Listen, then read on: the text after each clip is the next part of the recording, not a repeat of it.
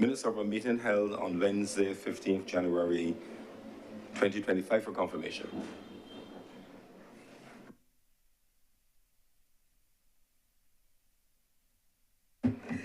Mr. President, I beg to move the confirmation of the minutes of the meeting held on Wednesday, 15th of January, 2025. The question is that the minutes of our meeting held on January 15th, 2025 be confirmed. Will those honorable senators in favor please say aye? Aye. Okay, those against please say no. The things the ayes have it, those minutes stand confirmed. Minutes of a meeting held on Friday, March 14th, 2025 to be deferred. Mr. President, I beg to move that the minutes of the meeting held on Friday, 14th of March, 2025 be deferred. The question is that the minutes of a meeting held on Friday, the 14th of March, 2025 be deferred. Will those honorable senators in favor please say aye? Aye. Those against please say no. Methinks the ayes have it, those minutes are therefore deferred. Those are further announcements. We have apologies for absence from number of senators who are overseas: Senator Honorable Lindell Nurse, Senator Reverend Canon Dr. Rogers, Senator Dr. Crystal Drix. We have, and also, sorry, absent overseas as well, Leader of the Senate, Senator Lisa Cummings, and indications of Kevin? Over late? Sorry, and absence, apologies for absence as well from Senator Kevin Boyce. Apologies for lateness from Senator, the Most Honorable Dr. Jerome Walcott.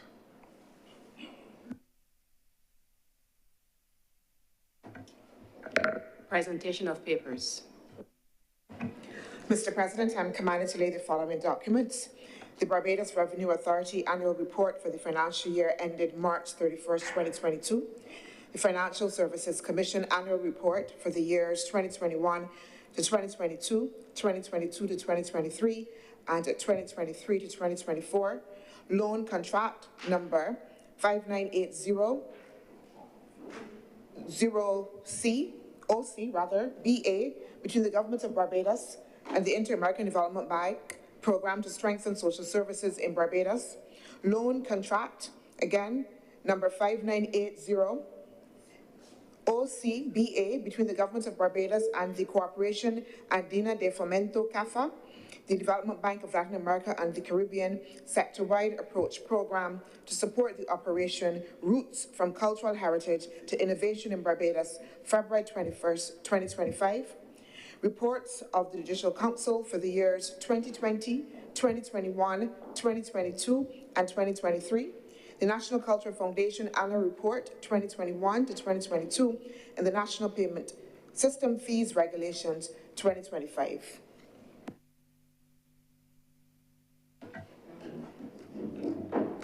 Reports from select committees, questions to ministers, requests for leave to move the adjournment of the Senate on matters of urgent public importance, statements by ministers or parliamentary secretaries, personal explanations, motions relating to the business or sittings of the Senate and moved by a minister. Senator Dr. Chantal Namro-Knight. Mr. President, I beg to move that the suspension of Standing Order 45-2 to be suspended for the remainder of the day's sitting. The question is that Standing Order 45-2 be suspended for the remainder of today's sitting. Will those honorable senators in favor please say aye? Those against please say no. Methinks the ayes have it. That Standing Order is therefore suspended for the remainder of today's sitting. Introduction of bills. Senator Dr. Namro-Knight. Mr. President, I beg to give notice of the following bills: the Stormwater Management Bill 2025 and the Barbados National Honours and Decorations Amendment Bill 2025.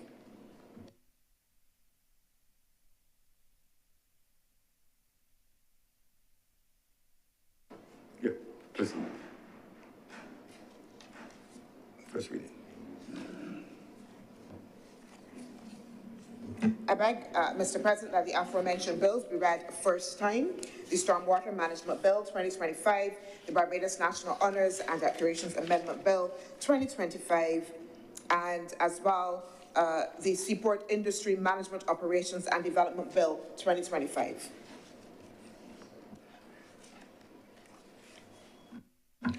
The question is that the Stormwater Management Bill 2025, the Barbados National Honours and Decorations Amendment Bill 2025, and the Sustainable Fisheries Management and Development Bill 2025 be read a first time. Will those honourable senators in favour please say aye? Aye. Those against please say no. Methinks the ayes have it. Those bills are accordingly read a first time. Public business. Public business is now the order of the day.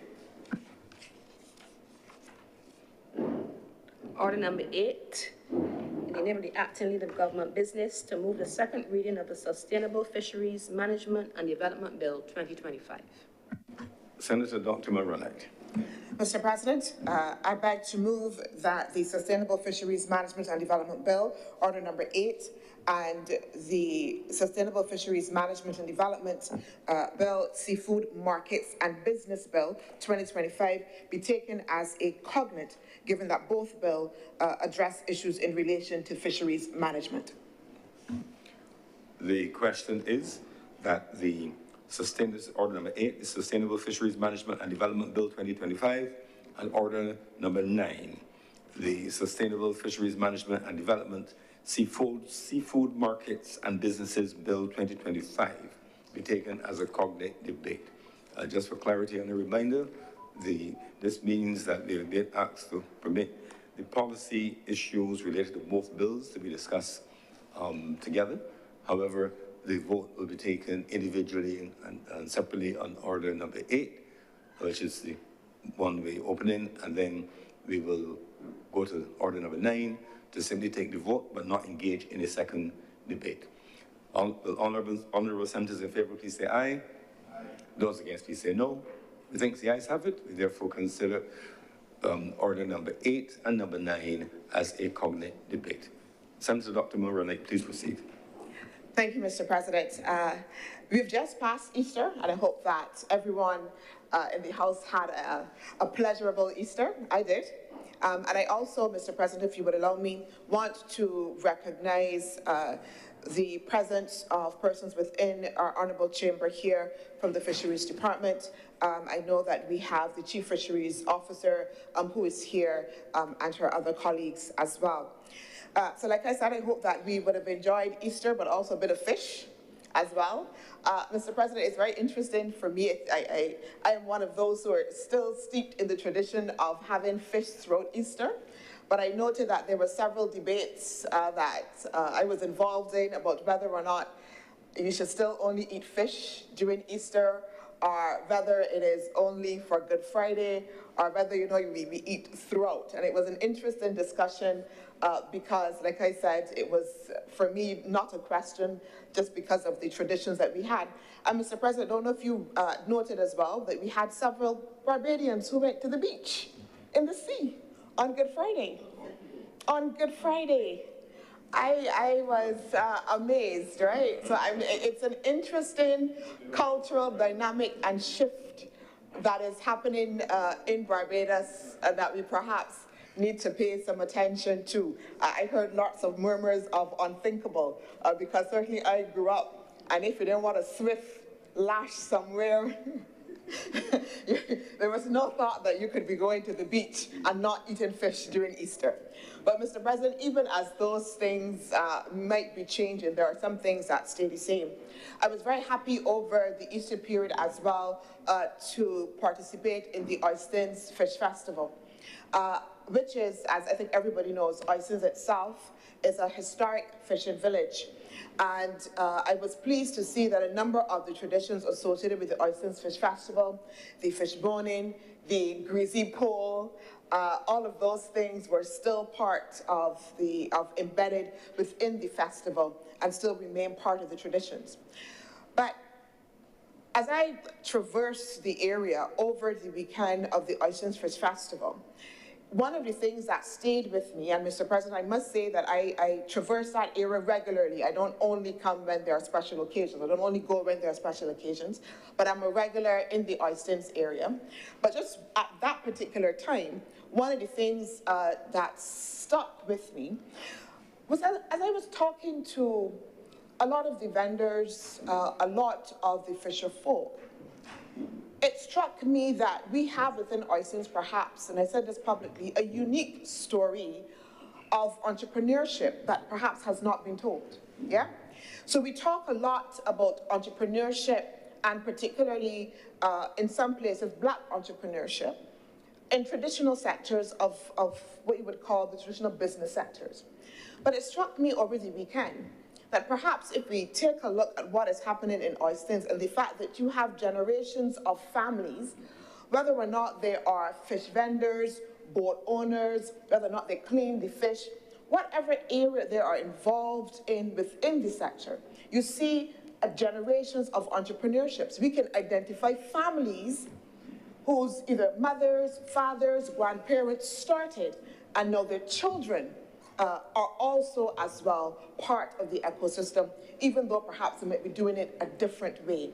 And I think that this is an important lesson that Oistins can give us, and I would suggest perhaps that is not unique to Oistins, but that there is something in the fishing sector itself about entrepreneurship and the creation of generational wealth that we need to be able to study and take note of, particularly, Mr. President, amongst women as well.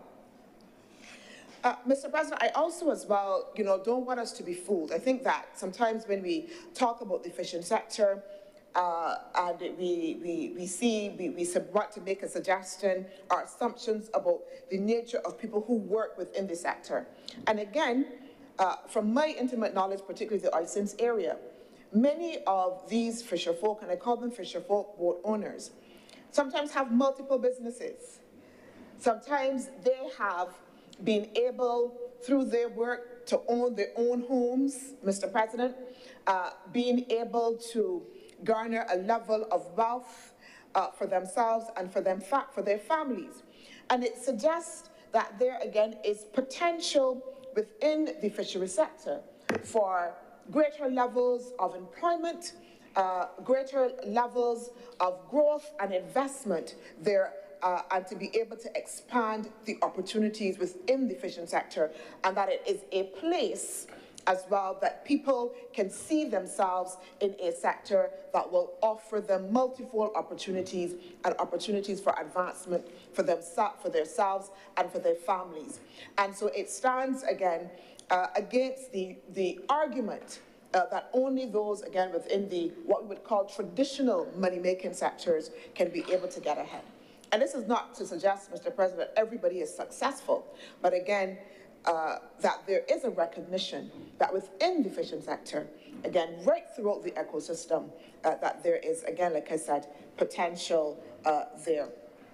And Mr. President, I am told that that potential is also shown in the fact that from 2016, when we had just 3,000 persons involved or employed within the fishing sector, that today we have double that. We have over 6,000, Mr. President. So from 2016, 3,000, we have 6,000. People do not get involved in a sector that is failing, that a sector is not growing, that a sector is not showing growth. People do not get involved in a sector in which they cannot see themselves making a pathway, Mr. President. And that growth there of people involved tells us, again, that there is something that is happening within the fishing sector that is important for us to note. And that growth within the fishing sector, Mr. President, is also matched by the level of investment that the government is making.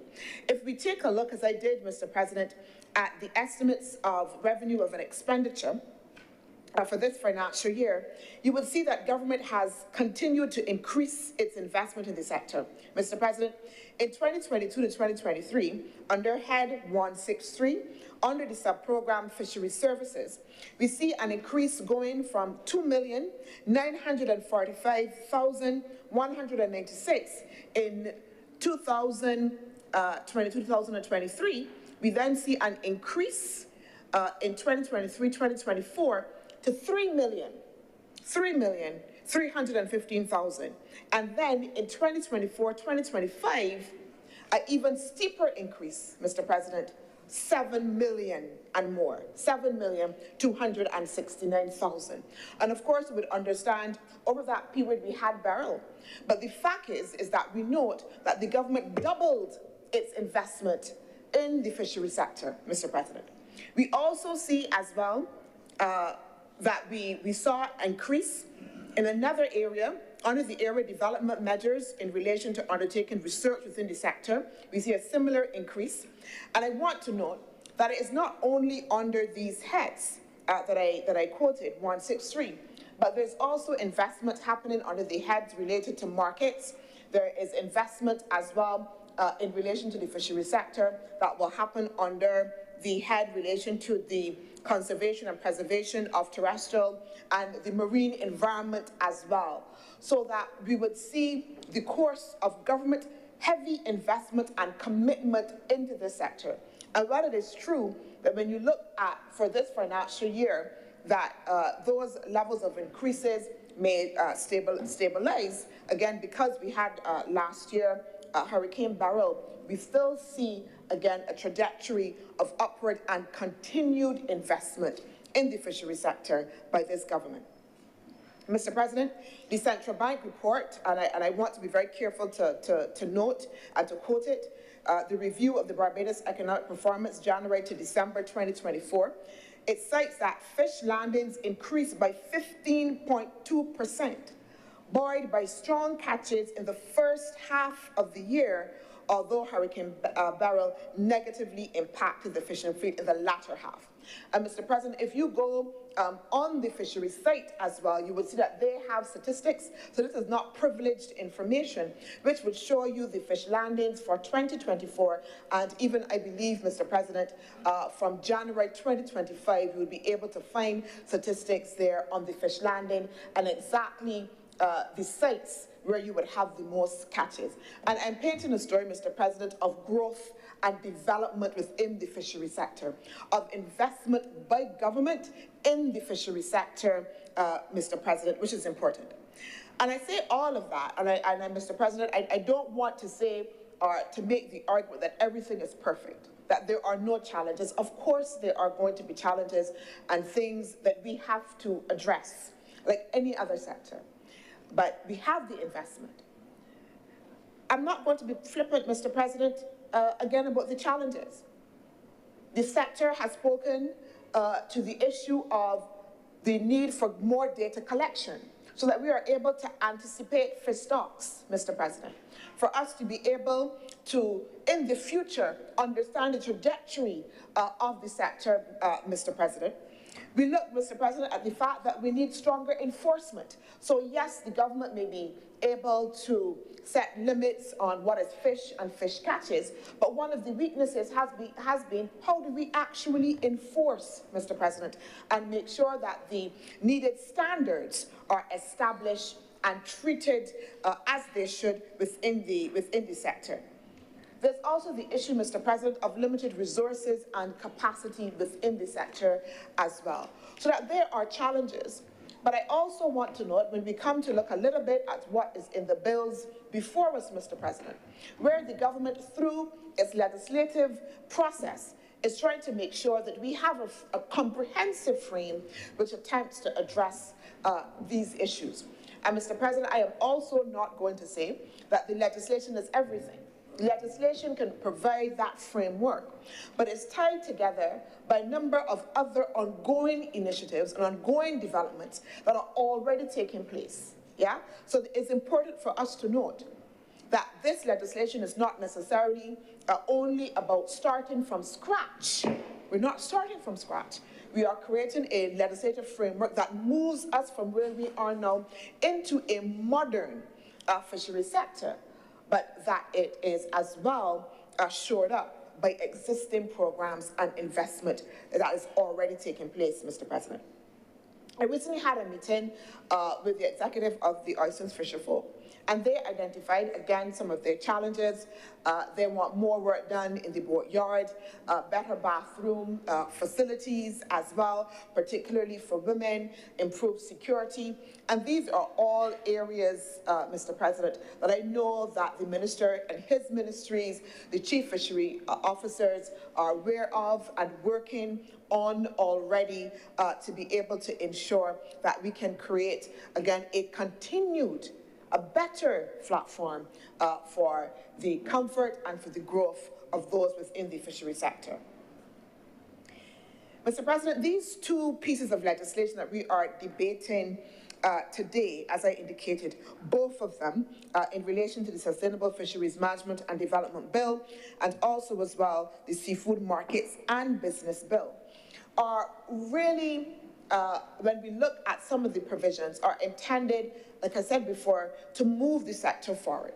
And it is a recognition that we are currently now under a 1993 Act, and much has changed, Mr. President, within the sector, and much is projected to change, and that is important, because the bills before us are not seeking to make corrections to what we have now, but also as well projecting up to as much as 2030 as to how the sector needs to be able to look and to evolve and to address some of those pressing issues that may arise in the future. It represents, Mr. President, as well, these two bills, a learning from our experiences of Hurricane Beryl as well. Because while most of us will want to stop at that moment of Hurricane Beryl and what government would have done to help the sector, or some would argue what we did not do, that is one moment.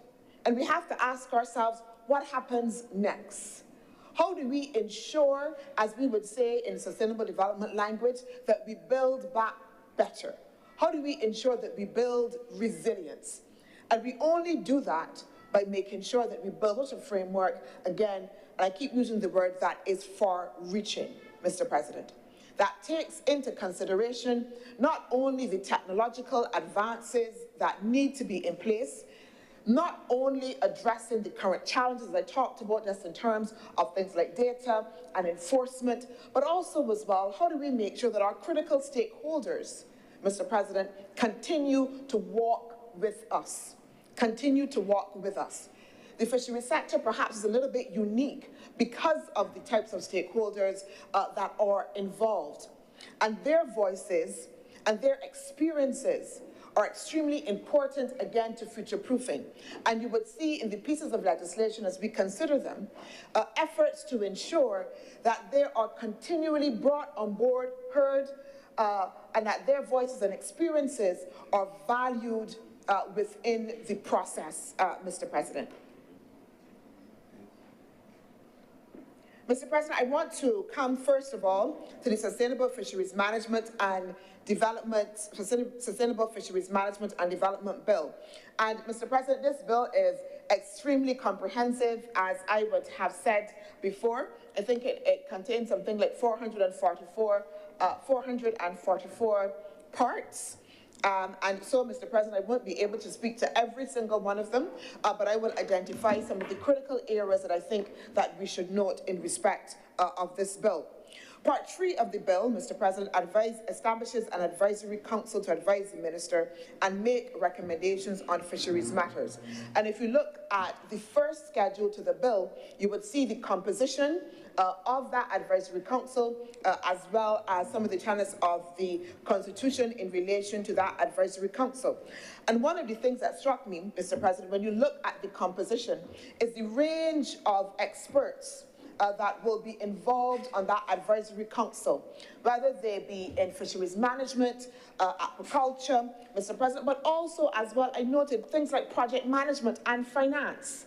Again, so the complete ecosystem of what is needed in order to be able to provide the necessary advice for the growth of the sector in the future, this advisory council is seeking to make sure that it is embedded. And I think that it's an important feature because the legislation is suggesting to us that it is already taken on board, as I said, the need to make sure that we involve critical experts and stakeholders in the ongoing growth of the sector, and that there will be continued need for input and advice as well. And we see then that we have this advisory council. Part 4 provides for the establishment of a fisheries management and development plan as well. And again, also critical, and it indicates that the Chief Fisheries Officer, in consultation with stakeholders, Mr. President, in consultation with stakeholders, to have the implementation of that plan, and that plan is to be reviewed every 5 years, Mr. President. Again, responding to the dynamism within the sector, responding to the need to be able to include stakeholders, and importantly, when we have had debates on similar legislation, I know that other honourable senators would have asked, so what is the plan? How are we going to be able then to see the rollout? What are the next steps of the legislation? And again, this legislation is identifying that within the framework that we will have this inclusive plan that will be implemented very much to be able to define as we go on, and then to be able to review the growth and development of the sector as well. Part 5, Mr. President, quite notably deals with data and information. And if you would recall, I had identified the issue of data and information as one of the challenges within the sector. And again, the legislative framework is speaking specifically to this challenge of data and information, Mr. President. And it is because it is we note again that if we're talking about building resilience, if we're talking about growth and development, if we're talking about future-proofing, we need to be able to do that based on facts and knowledge of what is actually happening. And you would see then that under Part 5, it makes provision for the collection of information for those who are involved in the sector to be obligated to provide information that would allow for the accurate collection of the data as well, and allow us then to be able to fill those data gaps, which are critical to planning and which are critical to the Fisheries Division, and for us as a country to be able to make sure that we can optimize the sector as well. Mr. President, I jump, and I also note as well that Part 10 establishes an observer program as well. And this observer program also has a significant role in data collection. That observer program will allow for independent people as well to collect reliable and accurate data for scientific, management, and compliance purposes as well. Of course, it will be confidential as well, but it allows then for us, yes, to collect data from those that are indirectly involved, but then as well to also make sure that we have independent data collection. And this is not something that you often see as well. So again, the legislation is building in a platform of accountability within the process, not just depending on what government will do, government's framework, government's collection, but as well making sure that we have an independent persons being able as well to make sure that we collect data. Part 7, Mr. President, identifies the provisions for marine pollution, again, which is important. If we are talking about growth and development, we have to talk about preservation. This is often something that we do not look at.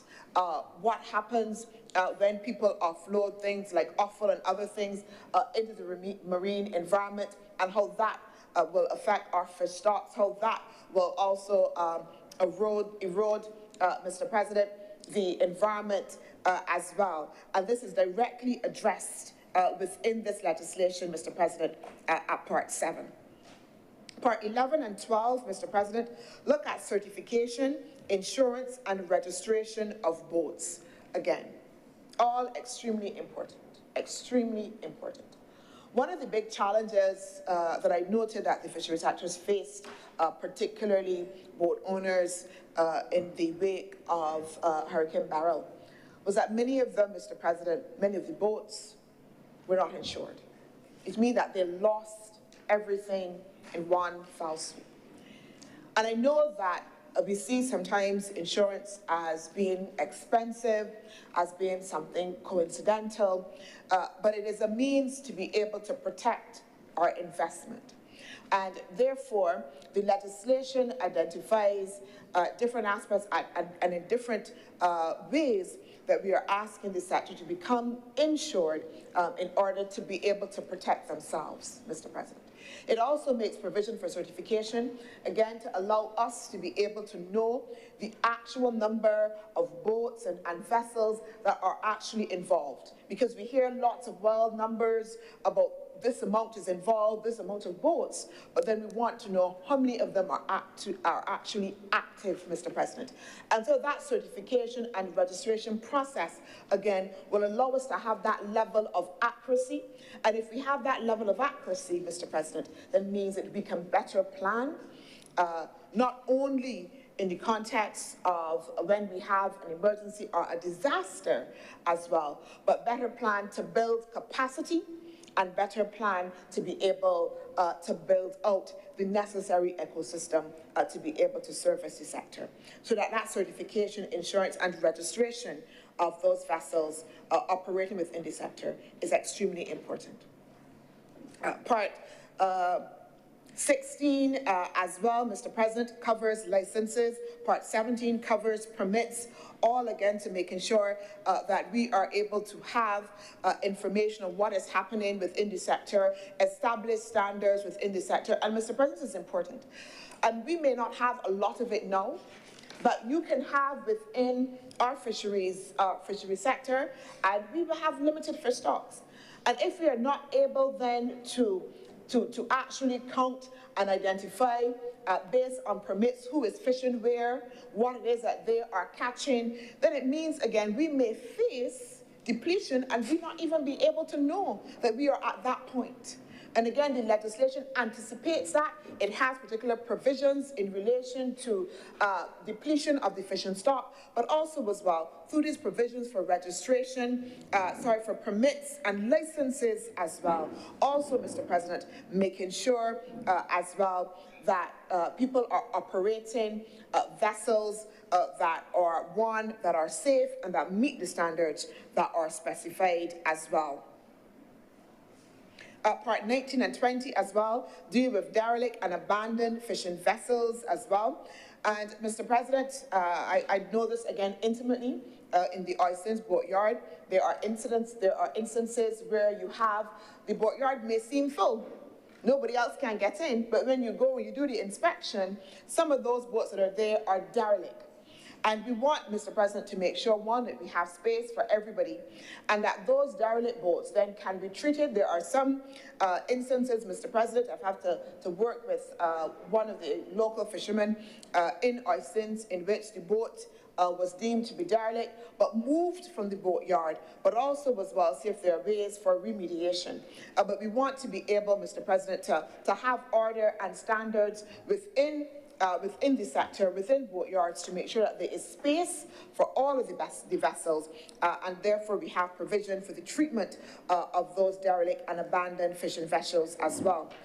Part 21 covers fish quality and safety as well. It designates the Fishery Division, the Chief Fisheries Officer and her team as the competent authority for control and safety of fish and fish products for human consumption under the auspices of the Ministry of Health, of course. And it also prohibits the sale or export of adulterated, unsafe, healthy fish or fish products, and includes measures for proper disposal or reuse of fish waste. Mr. President, is extremely important. It is perhaps something that we take for granted. We trust that everybody will be upstanding, that everybody will sell us fresh fish. But we cannot make legislation, Mr. President, only for those that are doing the right things. We have to make legislation that covers and protects in case there are people that would want to do untoward. And therefore, this provision is making sure that we are able to ensure the safety of Barbadians as they consume fish, and making sure that there is a competent authority to be able to oversee. And again, that challenge that I mentioned previously of how do we kind of monitor, how do we kind of ensure compliance, the establishment then of that competent authority in order then to have the oversight and then to be accountable for insurance of this provision. Mr. President, interestingly as well, Part 23 addresses climate change, mitigation, adaptation, and disaster risk management. Extremely important. We talk all the time about climate change and its impact. And again, we can't talk about Hurricane Beryl and not talk about climate change and not talk about its direct impact. And we saw that, the whole of Barbados saw that. But within the legislation, it is embedded that recognition there of the importance of it, but also as well how we are able to develop a frame that allows us again to address and anticipate some of those impacts. So that Part 23, in its looking at climate change, mitigation, adaptation, allows us to be able to ensure that we have the necessary infrastructure that is built in to build the necessary resilience as well. Part 24 covers fisheries and energy. And like I said, Mr. President, the comprehensive nature of this legislation is to be lauded. It is to be absolutely lauded, Mr. President. Part 24 covers fisheries and energies. And most of us on the face of it would say, well, what's the connection? What's the connection? Fisheries and energy as well. But Mr. President, fuel. How much fuel does it take for the boats to be able to go out? What about infusing renewable energies within the fishing sector? Again, to enhance, Mr. President, its resilience and its footprint and the ecology that happens within the marine environment as well. So Part 24 covers fisheries and energy as well, and the need for us to be able to look at the instilling of renewable energy within the sector as well. Part 25 addresses gender in fisheries.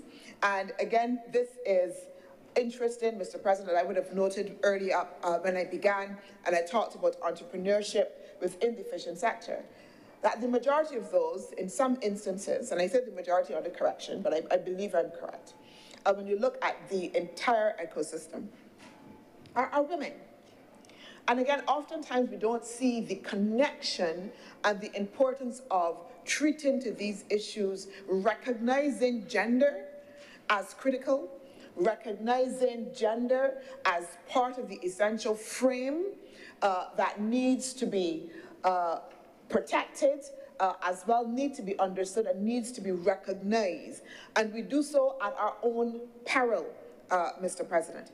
And in this comprehensive legislation as well, we would see that we have a Part 25 provision, again, that speaks to gender in fisheries as well. And I am told, Mr. President, that there is an all-female group that is doing tremendous work within the fishing sector,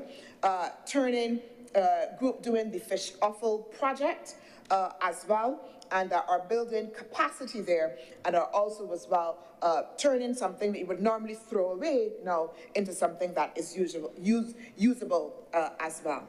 And we have Part 27, looking at the introduction of corporate social responsibility as well. Part 29, Mr. President, deals with fisheries and the Marine Spatial Plan, again, making linkages with that. When the government, and we would have debated it in this chamber, this honourable chamber, do the debt for a nature swap with the IDB and Nature Conservancy, the delivery of our Marine Spatial Plan was one of the outputs of that debt swap. And within this legislation, you see the connection here between that and fisheries as well. And one of the key areas, Mr. President, identified is the demarcating of our exclusive economic zone to be able to fully realize the potential within those particular zones, and for us to be able to work at making sure that we can have clear demarcations within that economic zone for different types of activities that can take place as well. Part 30, Mr. President, is also exciting. It introduces the Fisheries-Specific Payment for Ecosystem Services, or PES. And this is extremely innovative, Mr. President. This means that fisherfolk, in consultation with the Chief Fisheries Officer and stakeholders, can develop programs where they are paid, Mr. President, paid for conservation activities. They're paid for conservation activities. I really am excited about this provision and the ability for our fisher folk, again, to have another stream of income, perhaps for activities that they do themselves on a day-to-day basis. But no, we are rewarding those efforts and recognizing them as critical in the conservation of the entire sector. And so that this establishes now that payment system. And people as well who help the industry by providing data on their catches or environmental observations could also be paid, Mr. President, under conservation contracts. And I look forward to the rollout of this particular initiative because it is an exciting and perhaps innovative way that other sectors as well can look to implement and to encourage conservation efforts as well. I'm thinking, Mr. President, that I need to go to the Barbados Water Authority and ask them if we can't do our own version of this PES. But that's another discussion as well, Mr. President. Mr. President, Part 37, I'll come to the end of this and I go to the other bill, deals with enforcement. And again, I pulled this out because, again, of the challenges that I would have identified previously, again, of enforcement. It details the powers of the Chief Fisheries Officer and any authorized officer, be it Customs, Police, Coast Guard, to enforce the Act. It also provides for immunity of those officers for acts done in good faith under the Act so that they can perform their duties without fear or personal and legal action as well. Part 41, Mr. President, covers fisheries and tourism. So we had fisheries and energy, we had the impact of climate change, and now we have a specific provision that covers fisheries and tourism as well. So the Act looking at all of the critical areas of interlinkages for the sector to ensure, Mr. President, that we speak to that. And again, that we speak to that not only in a way that thinks about what is happening currently, but for future growth and the impact that, again, those interlinkages will have, fisheries and tourism on each other, and the extent to which we can establish a frame as well in order to be able to make sure that the growth is measured. We would know, Mr. President, that we have a number of tourists who like to do recreational fishing. Just as an aside, Mr. President, I was having some debate about the extent to which crabbing is still part of the Barbadian tradition. And they tell me that in St. Andrew, but I have, and I know up to last year, some of my family were still doing crabbing down in Graham Hall Swamp. Some people are arguing with me that no, that we don't have any more crabs down there, but I am going to make sure that I have the evidence to prove that. But again, what we are tending to do, Mr. President, in relation to looking at fisheries and tourism is, again, to make sure that we can moderate and balance that. Our need for recreational fishing by tourists, etc., and us being able to make sure that we do not have further depletion as well. Part 43 establishes the Barbados Institute for Fisheries and Fisheries-related Studies. Again, very important, extremely important. And this is one, Mr. President, I'm going to say the fishery sector probably took from the water sector, because in the water sector we're working on establishing a water academy.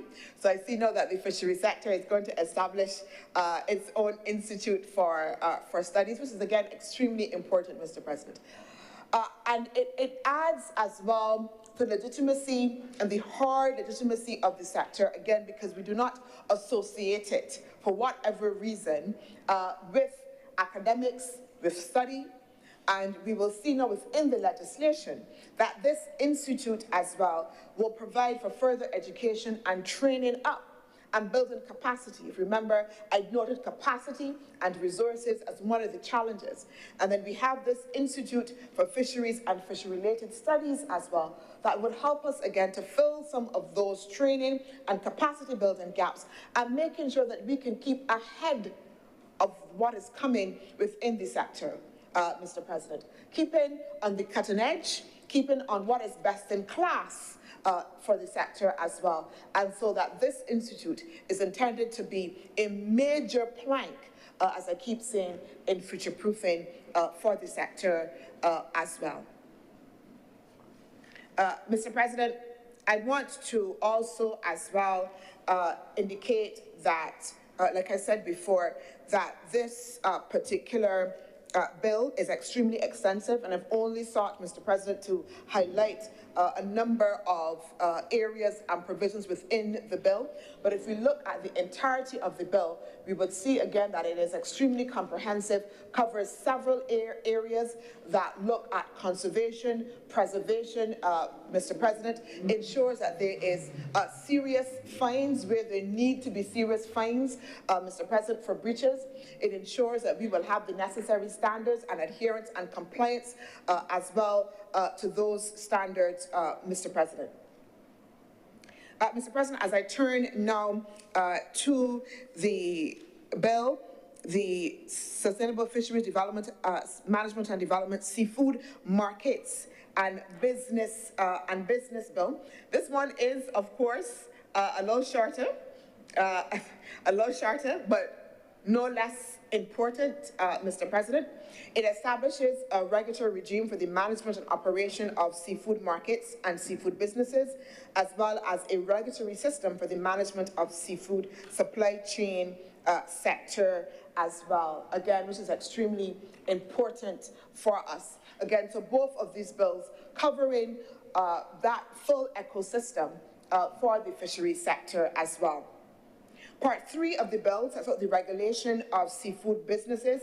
It establishes how to license a seafood business and the requirements under the Ministry of Health regulations that must be met for any food businesses. Again, health and safety, making sure that there is safe consumption, Mr. President.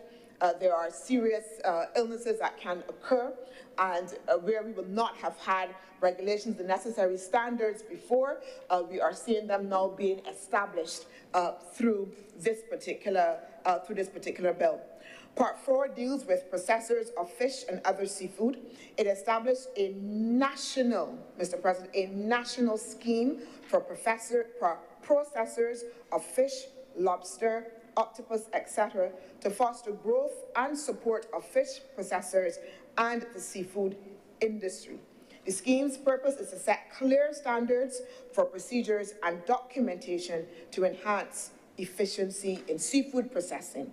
And, Mr. President, again, extremely important, because this is part of the capacity building. It's a national scheme, Mr. President, that will be established. Again, building capacity and setting standards as well, and other activities that will redound to the benefit of the fish processors and other kinds of seafood as well. It will set standards for the formalities, procedures, and the documentary requirements, Mr. President, as I said before.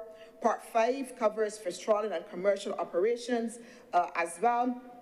This is not happening in Barbados now. Again, Mr. President, again, an instance where the legislation is not thinking only about the current situation again, but projecting for the future as well. And Mr. President, Part 6, Mr. President, again, I want us to take special note of, addresses traditional fisheries knowledge and associated commerce.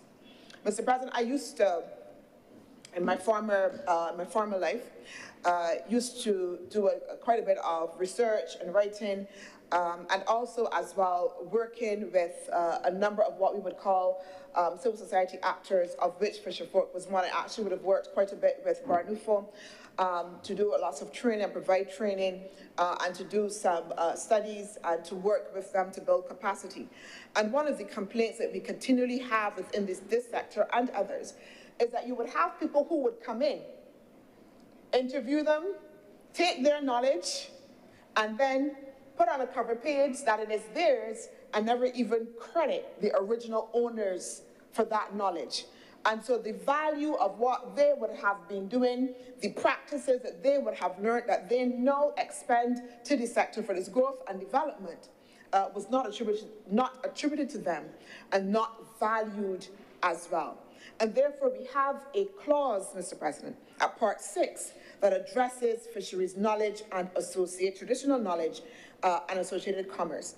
And I really hope that we appreciate the importance of this, the recognition, again, that this sector, again, that we see sometimes, yes, we go and we buy our fish and we go up to, oysters on a Friday night, that it is more than that. There is more than that, that there is actual value in the ways that we as Barbadians and those involved in the fishery sectors undertake the business of what it is that they do, Mr. President, even the way perhaps that we do certain techniques. There is value in that. That is traditional knowledge. And that there are a number now, Mr. President, of international treaties that are also respecting this notion of traditional knowledge and its values as well. So again, lauding this particular bill, but also the specific part that speaks to the traditional fisheries knowledge and associated commerce. And it says that if someone has deep experience in some area of fishing under this bill, they would be able to sell that knowledge. Once the program is set up, they'll be able, Mr. President, to sell that knowledge. So you can be retired, because there are a number of retired persons involved in the fishery sector who have tremendous knowledge there. And now, again, we're opening up an opportunity for them also as well to continue to be able to extend their livelihood within the sector as well through this program. And I think that it is extremely important. Mr. President, as I close, I also want to note that, again, and this is important, because within this honourable chamber, as we have debated other pieces of legislation, again, the honourable members will also ask what comes next, what happens, how are we going to make sure that implementation happens. And I'm happy to say that when we look at what has happened within the fishery sector, we see already, one, as I showcase the level of investment that has taken place and the work, but also this legislation is encased within a wider spectrum of work that is happening. Mr. President, just recently, I believe it was just last week, time is moving so quickly, I'm not sure, so don't quote me, but I think it was last week, in collaboration with the United Nations Development Programme and the government of Japan, the ministry launched a $2 million program, Mr. President, that is intended to build resilience, again, within the fishery sector. It will provide, Mr. President, for the building of capacity. Actually, one of the things that I noted was that Barnufo, as a critical stakeholder as well, will have its capacity built, again, through training. There will be some funds for it through administration as well, but it would also as well help with upliftments for the Bridgetown Fisheries Complex, as well as oysters. It will provide for conceptual drawings. So, Mr. President, already, we see the investment that this legislation will sit in order to ensure that the provisions and the growth and the development happens as well. I talked about before what was happening with the Marine Spatial Plan already that is going. I also want to note as well that the government had secured, I believe it was a World Bank loan as well, that would also as well intended to build out the capacity and ensure the growth within the sector.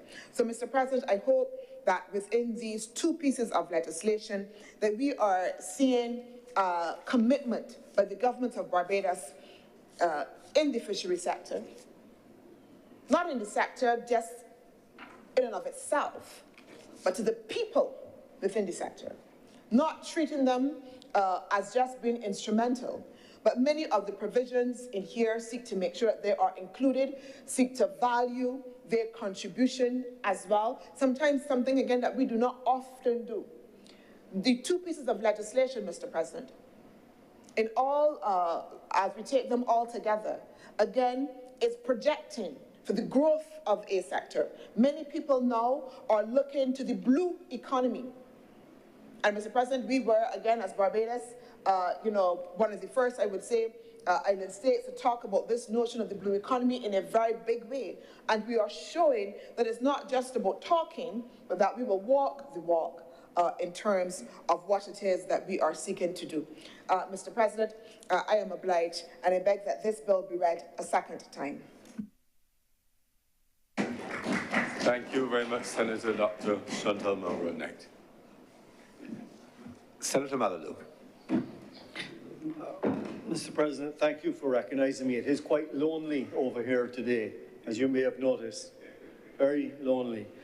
But let's be clear, I do not rise in opposition in any way whatsoever.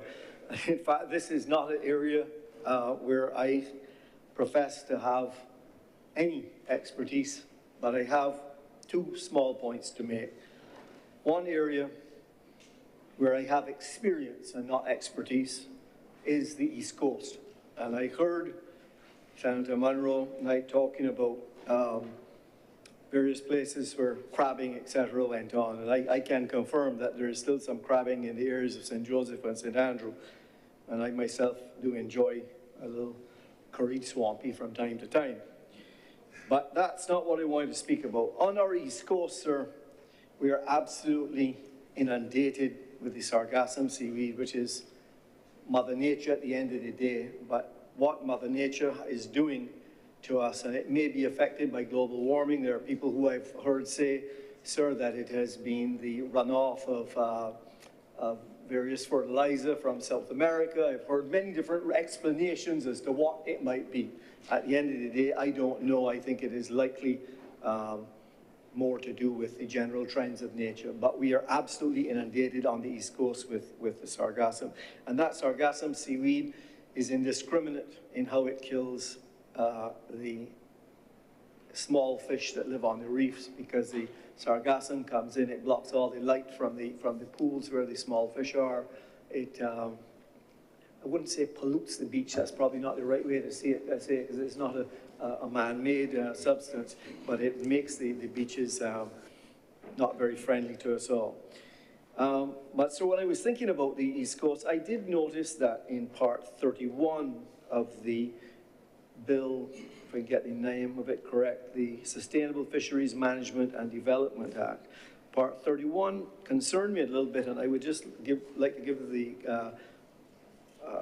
leader the opportunity to clarify that Part 31 of the bill is not intending to restrict Barbadians who I have seen for my 60 years now, as I have enjoyed the East Coast, who on the weekends will come and collect a little bit of sea moss and go home and make this potion, which apparently has some very interesting powers. I'm not aware, but I am told that it does. But I would not like to see that Barbadian tradition of collecting sea moss in that way, unless, of course, it is that it is endangered, in which case I would understand. But in general, it seems that that Part 31 is saying that everyone who is doing that is going to need a license. And I'm not sure if that was the intention, but I'm sure that will be clarified. And that would possibly also apply to those fishermen that I see down there regularly and will be finding sea cats and other things on the reef. I don't think that that is the intention, to stop that type of Barbadian lifestyle. So, sir, my only substantive point on this, and perhaps you would listen to me on it carefully, is I am concerned that there is no specific mention in here that I can find, and it is a large bill, so please excuse me if I have missed the specific mention of it, is the use of what I understand to be called seine nets, which are these nets that I see on the West Coast. And you see sometimes 10, 12, maybe 15 guys, maybe it's guys and girls, I maybe only see men, who use these nets in the near shore on our reef. And these nets are indiscriminate in what they catch, sir. They encircle a reef and everything is caught. Every species is caught. Everything is damaged. I see no specific prohibition of that practice, which is unnecessary and it is indiscriminate, and I feel it should be addressed. I would like to suggest that possibly Article 18.1, which reads, no person shall hunt, capture, possess, trade in, intentionally kill, intentionally kill, injure, or harass any endangered species. Now, the challenge with that is I have to look to what is an endangered species. So I found in the interpretation, the definition under Article 2 of an endangered species, which they describe as extremely high risk of extinction in the near future. Now, the challenge with that might be is that there may be millions of examples of what I call schoolmistresses somewhere else in Indonesia, but they are in danger of extinction in Barbados if this kind of indiscriminate catching goes on. So I'm not sure exactly what the interpretation in Article 2 was meant to mean by extremely high risk of extinction in the near future. Was that globally, or was that just in our waters? Because if it is just in our waters, then I think we can use Article 18.1, because when this indiscriminate saying net, if I have the word correct, pronounced correct, is used, you cannot say that you are not, in fact, because you do not know what you're going to catch on that day. You catch everything. So you may well be catching an endangered species. You may well be in breach of this law.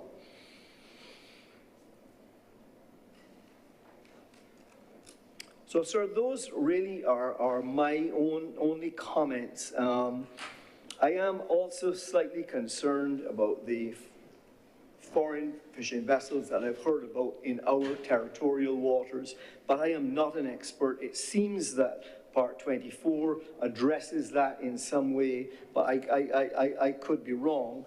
But it may also be that Part 24 in Article 289, Clause C, we might be able to use that clause which speaks to restricting certain areas from any type of fishing. I personally am not in favor of stopping the fisherman who's standing on the beach and casting his net, or who is putting a line in the water and catching one fish at a time.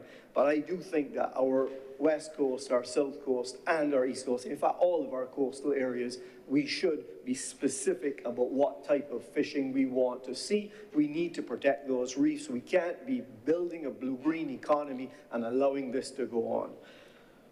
So, sir, as I said, I am not an expert in those areas. This is the comments that I make on it. I think that the legislation itself is far-reaching. It is complicated. It has been put together by, obviously, some very good experts.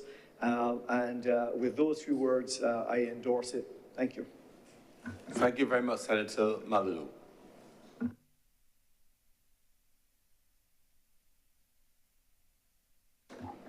Senator King. Thank you very much, Mr. President. I shan't be long because this has been very extensively done prior. But there are a couple of things that I want to just share with those listening to us. I see this as a great opportunity for Barbados to begin to tap into an area which I think for many years we've left just to be there. We take it for granted, and that is the ocean. The ocean offers us numerous opportunities, and I think it was about 2 or 3 months ago, we debated a bit on the resources that are beneath those waters and putting things in place where we could exploit and use them for economic gain. I see this as part and parcel of us, again, doing that.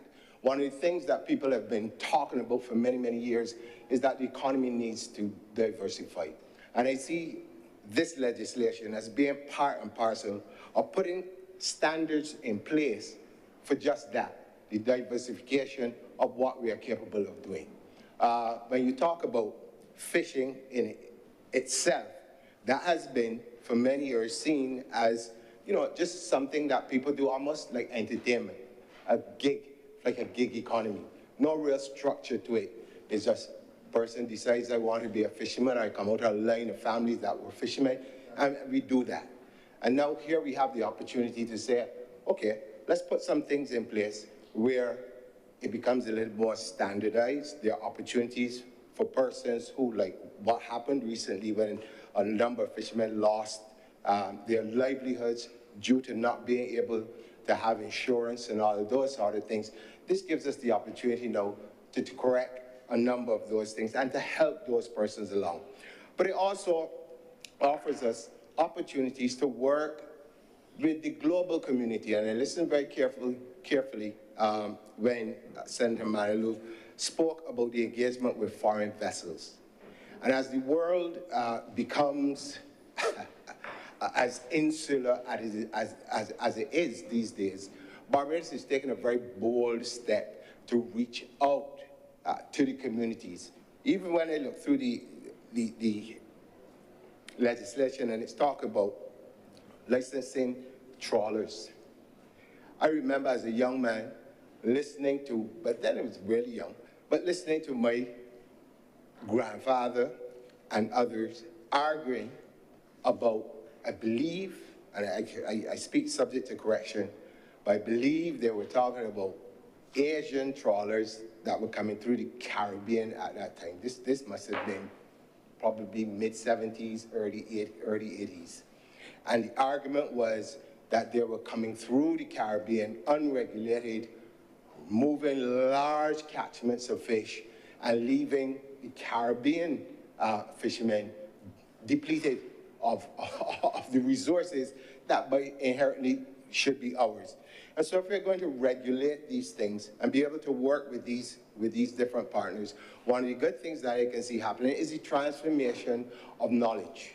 And that gives our fishermen and the persons involved in fisheries the chance to collaborate with others to ensure sustainability for these fishing communities that we have.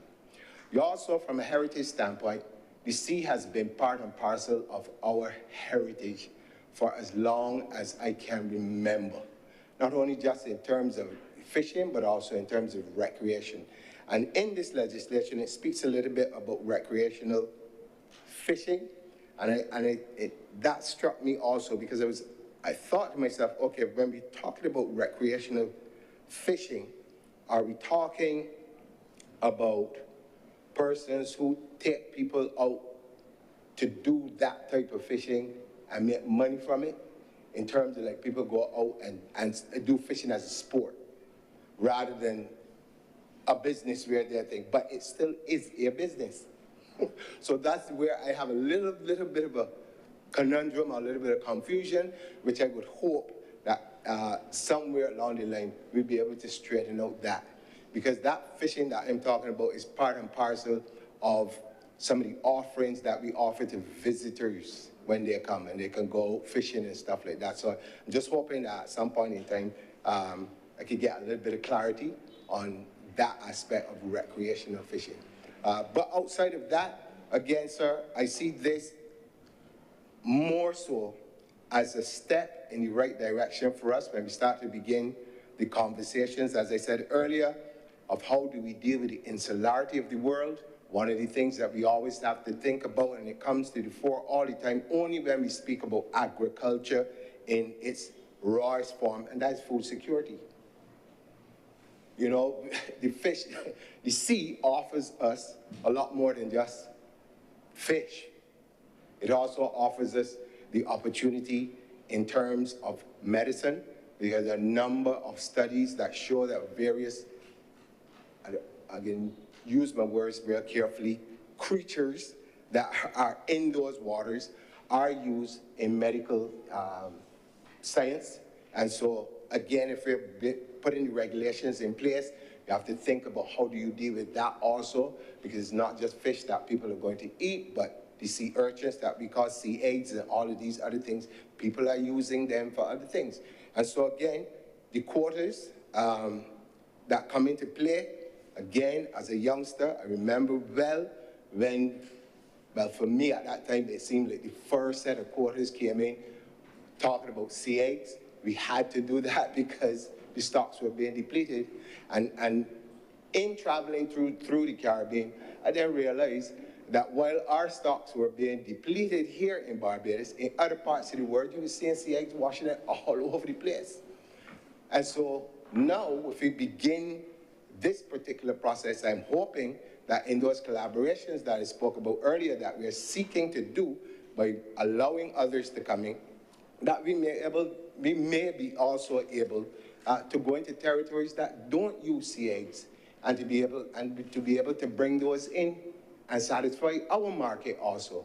And so I want to commend the government on taking these particular steps, because again, I go back to my original point in the beginning, many persons within the society continue to say we need to diversify, not necessarily that they give any ideas as to how to do it, but the government is taking steps to show you how we can do it by bringing this particular legislation to put things in place where even when we look at the seafoods and the processing and all of these things, these are futuristic things, looking to see, okay, we have the resources, when we begin to use them and we begin to do the processing, we do the exportation, it gives us a better chance at our own survival by the diversification of that. And sir, again, like I said, it wouldn't be long on it, but I just wanted to make the point that as we look at this legislation, there are a number of things within here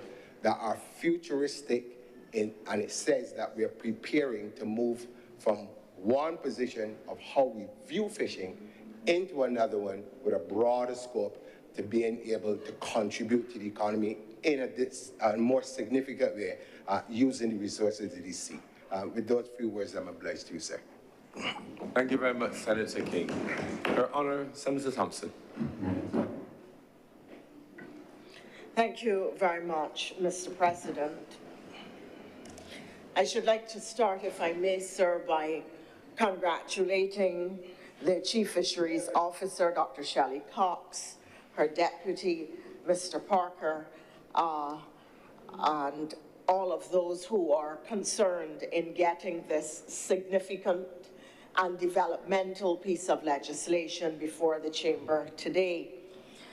People in the fishery sector work very hard because it really is an important driver of our economy and has been for many years an area of indigenous entrepreneurship from which many Barbadians have derived significant benefit, sent children to school, moved themselves from poverty upward, and which has allowed them to live with a sense of dignity and well-being. So I congratulate those who work within the context of the ministry in giving support to the sector, and indeed then to all of those who work in the sector. I would want to start by looking at some of the measures and provisions of the new legislation, and then cast my net wider to make some tangential points. First of all, sir, the new legislation really can be described as revolutionary in its design because it is intended to carry the sector forward and to take it from where it is now to where it needs to go in the context of sustainable growth. In that regard, sir, I think I shouldn't go further unless I also congratulate the Barbados Labour Party government. The reality is that if you look at the history of fisheries and the fisheries sector in Barbados and fisherfolk, the support for fisherfolk in Barbados, there is no political organization that has done more for the sector, starting with the socio-economic development at Oistins, and moving from there to the upgrading of markets across the country in both urban and rural Barbados. And then, sir, dealing with fish landing sites, it was the Barbados Labour Party that brought the first comprehensive legislation for fisheries into being and transitioned the sector from small day boats or boats that could only do simple catches just off the coast to those that were able, properly mechanized, properly outfitted with storage facilities that could go out and seriously do deep sea fishing and bring back in large catches to improve the income and potential for providing food and nutrition security for the country. So really, sir, this builds on the foundation that the Barbados Labour Party has established for the fisheries sector, for fisher folk in Barbados. And I'm very happy to see that this is a tradition and a priority for poor Barbadians and working class Barbadians. And you would know a lot, sir, having once represented a community that has a strong fishing tradition and still does in Silver Sands. In fact, sir, I had the honor and pleasure of going out with Stephen and the fishermen from Silver Sands. I remember I asked them to take me out and they laughed at me because they didn't think I was serious. So they said, well, we left here 6 o'clock tomorrow morning. If you're here, you could go. And when they got there, to their surprise, I was on the beach waiting, and they looked at each other, and then they looked at me to say, you can swim? Because they got us out to the boat. I said, I can handle myself. And out we went to the boat. They helped me on, and I spent the day fishing with the fishermen from Silver Sands. I have to tell you, that gave me new respect for the way they worked as a team to land their catch, to get it into the boat, the care with which they took to get the catch back.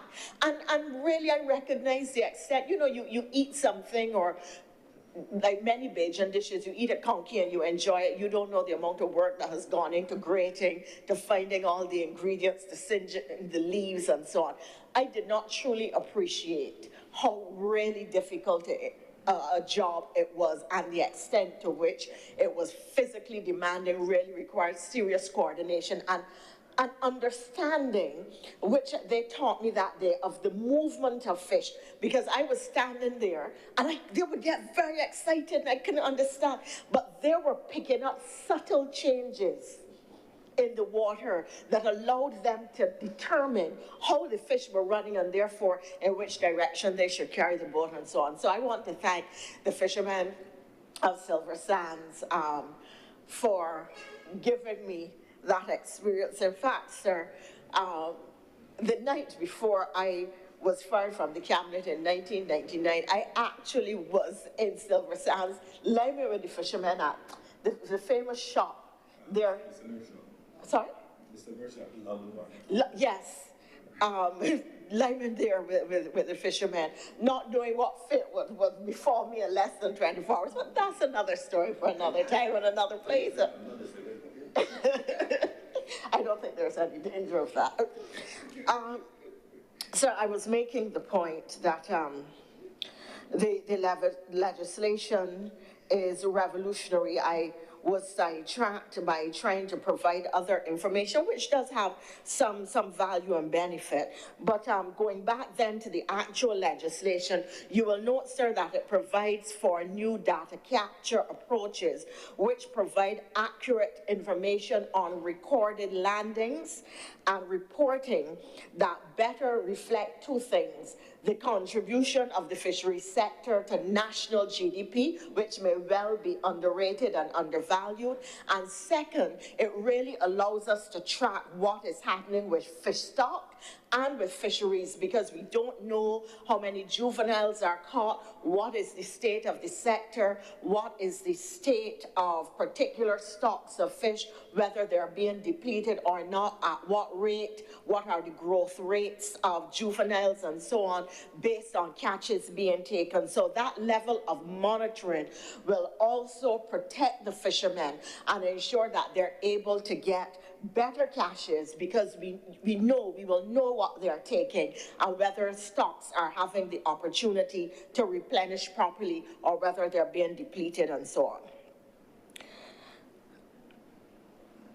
If we are going to grow the sector and introduce new and development thrusts, it is imperative that there will be appropriate staff to help to carry the work, and in that regard, the staffing of the Fisheries Division is expected to be increased and to include vessel inspectors, which you will appreciate, sir, was there was a very high need for post-barrel, since there were so many damaged boats to be inspected and assessments made. So going forward, I think that this is a skill and a capacity that really needs, the ministry needs to have at a higher and increased level.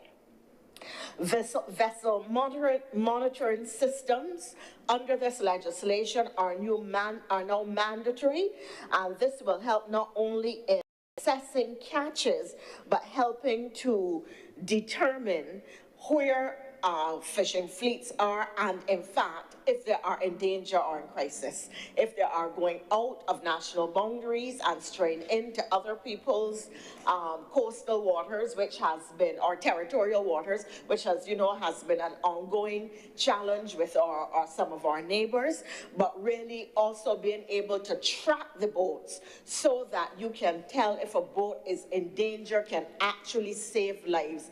We have had fishermen lost at sea for days, and we have had some die because of an absence of technology that allows us to know where the fleet is at any particular time. In truth, sir, this will also have another benefit, and that is in relation to drug interdiction and the monitoring and of activity of that type. If you know where the boats are, you know what they're fishing for.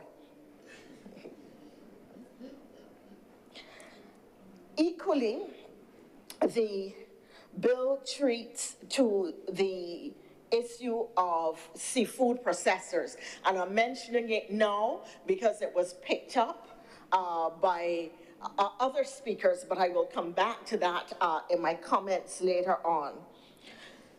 There is a dearth, Mr. President, of shipwrights in Barbados. This is now a dying skill.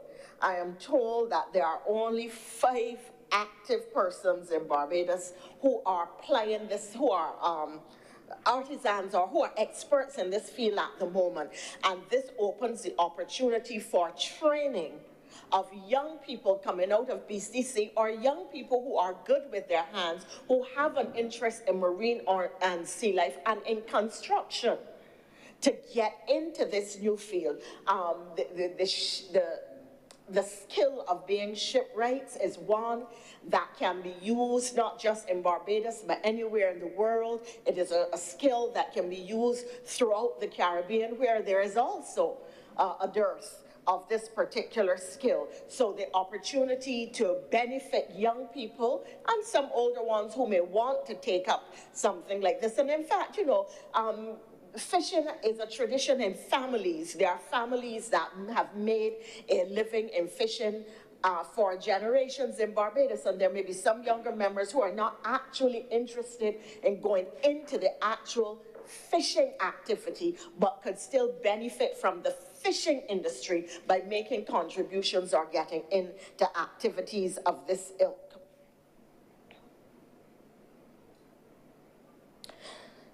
The bill, sir, will also allow for the expansion of the industry by underpinning it with science, the use of data for informed decision-making and planning, and allowing information that will itself be helpful to those in the industry.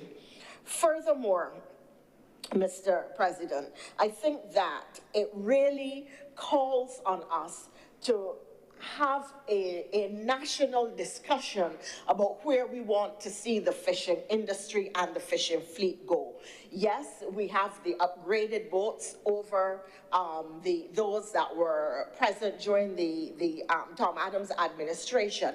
But what is the next step in boat building? How are we going to have boats fueled by alternative fuels rather than by diesel and fossil fuels? What will it take to invest in those boats and have a fishing fleet that is modern, that is using alternative power, that is more environmentally friendly than the existing fleet? And in fact, the damage which was sustained and the losses which were sustained as a consequence of Beryl really provide an opening for a transition of the fleet, or a majority of the fleet, from the old type fossil fueled boats to newer, more modern powered boats and facilities. You know, there was a time if you had considered. You would never have thought that you would drive up and see motor cars plugged in at various places of entertainment and people's houses and in random car parks, but that is now becoming routine. And where the industry is going to go, I mean, now they're talking about running planes on biofuels and so on. So it will be interesting to see. In fact, the truth is that if we really had venture capitalists here, somebody would be paying others to experiment with old cooking oil and other fuels as a possible biodiesel or alternative fuel source for fishing boats. And that way, all the oil that is used at oysters to fry the fish at night, sir, can then be put back in, recycled, and transformed into another usable commodity that helps to create virtuous environmental circles and cycles and keeps the industry, allows the industry to be more sustainable, reduces the amount of waste that is generated and so on. So here is yet another opportunity that is not now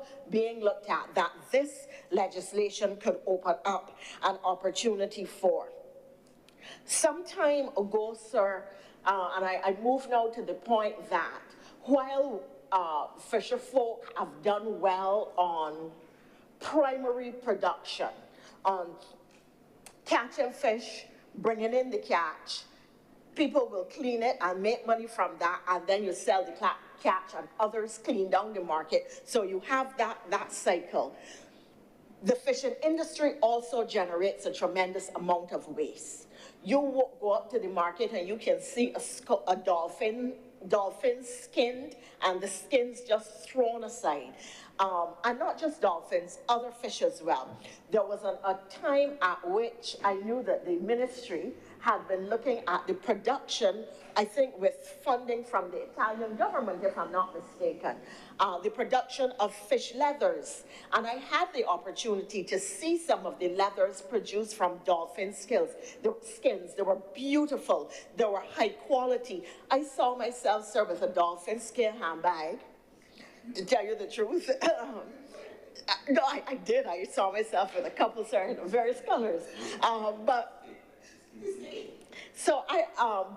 sir, the point that I'm making is all of that wastage really can be transformed into revenue generation if we are prepared to move from beyond the primary product into tertiary product and processing in a different kind of way, to open up new industries. And this is something that we could make a good living from. There is a high-end market out there that will be prepared to pay good money for products from fish leathers, because it will be novel in the marketplace. And really, we should be pursuing that equally. I don't think that we really produce any significant amount of fish nuggets. If you want to serve fish bites at a function, which a lot of people do, you have to buy steak fish and cut it up yourself, which is very, very labor intensive. Whereas we really should be selling fish chunks and fish bites ready. Some should be ready seasoned. We should be doing things like, if you go into supermarkets in Europe and the United States, you get things like salmon, which is, you know, raw. We don't serve, and although sushi is such a big thing, we don't serve raw fish. We don't sell raw fish in the market. We don't see that as a product or sale opportunity, whereas it should be. You can get things like mackerel ready prepared in other supermarkets outside of the Caribbean with pepper and herbs and so on. That can happen with fishes that we catch here, especially when they are gluts. Fish fingers, they just like a lot of salted cod, salt fish, but we do not salt the fish here in Barbados, whereas we could, especially in glut times. I don't know if there are glut times these days, sir, but in theory, this is something that could be done. Because we have to look at the sustainability of the market. We have to look at the extent to which we can really extract large profits or every single capacity or opportunity for profit from particular fish products, and how we are going to expand it to help those currently in the industry. And let's face it, there are people in the industry who have made good money. This should be at the next opportunity investment for them. And they should be the ones to carry this and to increase their profit level and to expand the industry for the country. With that, sir, I move to the issue of insurance. It is critical that persons who have fishing boats get insurance. Insurance is available. It is just very expensive. But the reality is, sir, whatever is your basket and hole, you have to protect it. And if you are generating profits and revenues from a boat, then you have a right to insure your boat. You cannot be throwing up your hands and say, oh, there was me, the boat mash up. You have to protect your asset. You have to protect your income. You have to protect your family. And it may be expensive, yes, to insure the boat, but the boat is going to make back money. So you cannot be running boats, making profit using them, and then refusing to insuring them and expecting that the public must pay an increased amount for fish because you did not have insurance and now have to buy a new boat. And I'm sorry, I know that that is not going to necessarily be a popular opinion, but it happens to be mine. It is not the Labour Party's, it is Liz Thompson. So any blame, you can blame me, but that is my view. Senator Malulu spoke about the matter of sargassum. I think research has now been done that shows or suggests that the sargassum really is a climate-related phenomenon resulting from wind directions and I can't remember what was suggested, but wind direction moving sargassum into our region, and then favorable currents and conditions allowing the growth, the exponential growth that we have seen now. But, sir, I've said before that, again, here, I think there's an opportunity for revenue generation. We know that when you mix seaweed into cow's feed, that their, what do they call it? The methane production from their constant burping, what's that called? I can't remember, sir. Is significantly reduced. And therefore, there's an opportunity for us to have animal feed using the sargassum seaweed, which will then have spill-on benefits at the level of climate change, because methane production from livestock is a significant source of pollution, and if things can be done that reduce that level of pollution, that would certainly be beneficial in terms of our climate crisis and the way in which we are looking to for multidisciplinary ways of addressing the climate crisis. So I think that this is, rather than complaining about the extent to which sargassum is a nuisance, and it is, sir, that we should try to see how we can use it for further revenue generation, and perhaps those who make money in real estate or other areas who might have a few spare dollars should take the opportunity to have those kinds of investments, sir. I move, sir, to, which more time do I have? Okay, thank you. I move, sir, to a few final points.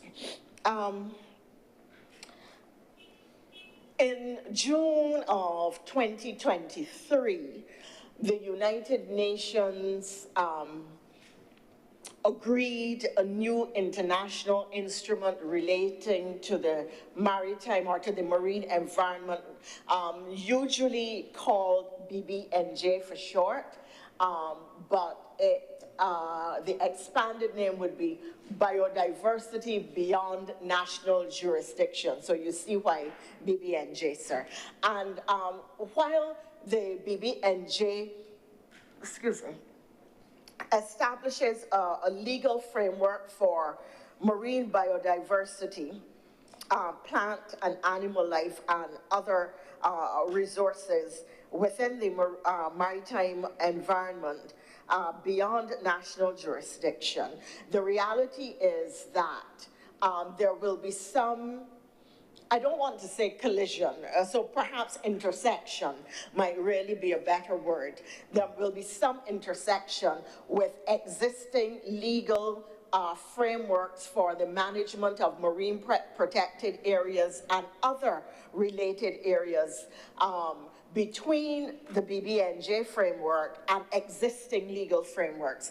And therefore, I think it is incumbent on those who work in the industry to try to develop some understanding of what BBNJ is about, possible implications for the fishing industry. And sir, it has been noted, just to take a little tangential sidestep, it has been noted here, rightfully so, that the Caribbean suffers and has significant adverse impacts to its fishing stocks from boats belonging to other countries which come down here for tuna and other fishes. In fact, they come, they do the fishing, and they have feeder boats waiting to take back the fish stocks to these other international markets as quickly as possible. And we have not the capacity, which they know well, and therefore exploit these loopholes and deficiencies. We do not have the capacity to police our waters to stop them from doing this. So we are losing not just revenues, but we are losing fish stock, and we are not aware of size, rate of catches, juveniles, mature. We have no idea what is being taken because we are not policing it. We are not informed, we don't know, they don't tell us, and we derive no benefit. And this is a matter of great concern, and I think that we are going to have to start to develop capacity to do the kind of policing that protects our economic interests and protects our blue economy in that regard. Going back to the point then about the BBNJ, so that agencies responsible for BBNJ at the national and international and regional level are going to have to interact more and with existing management frameworks and those areas in the region which might constitute marine protected areas, and there may be some sense of overlap between the BBNJ and these existing frameworks at this stage, because the legislation is, the convention is new and Barbados is not yet a signatory, sir, although I understand we are moving in that direction, and rightly so, because BBNJ does protect our economic interests. Other Caribbean countries have signed on, and I think work is being done to make us ready to do so as well. Since this is really going to be a new legal framework, it really is important to us as a country to be able to understand where it is taking us.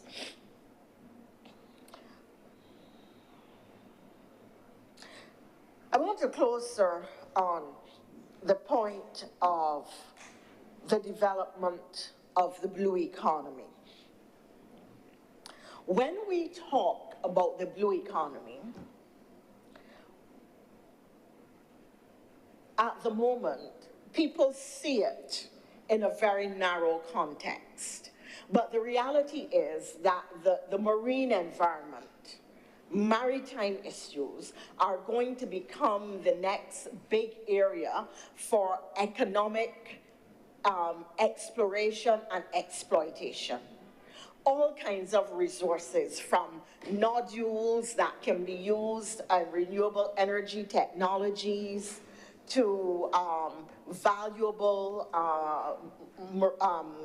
materials of various types, as well as fishing stocks and so on, are being discovered and new species are being discovered. But science is also telling us that there are new interactions going on the ocean bed and the ocean floor that were not previously known or understood.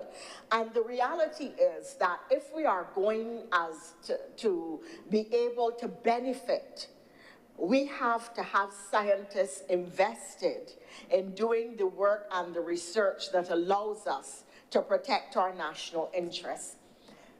It has become very popular to speak of Barbados and countries in our region, countries in the Pacific, that used to be called, that are called, identified in the multilateral system as small island developing states. It is becoming increasingly popular to refer to them as large ocean states. I wish to make 2 points in that regard as I close, sir. The first is, every time I hear people talk about a large ocean state, I get very nervous, because the multilateral system recognizes small island developing states. A large ocean state has no meaning in the context of the multilateral system. So if you are going to develop protections, resources, benefits, etc., for small islands, small developing islands, then it has to be done in the context of SIDS. It cannot be done in the context of an entity or a framework, a concept that does not exist in the multilateral system. Barbados, as the birthplace of the SIDS agenda, has a responsibility to ensure that SIDS and protections for SIDS continue to exist in the multinational language, in the multinational space, in multinational frameworks, and in multinational texts.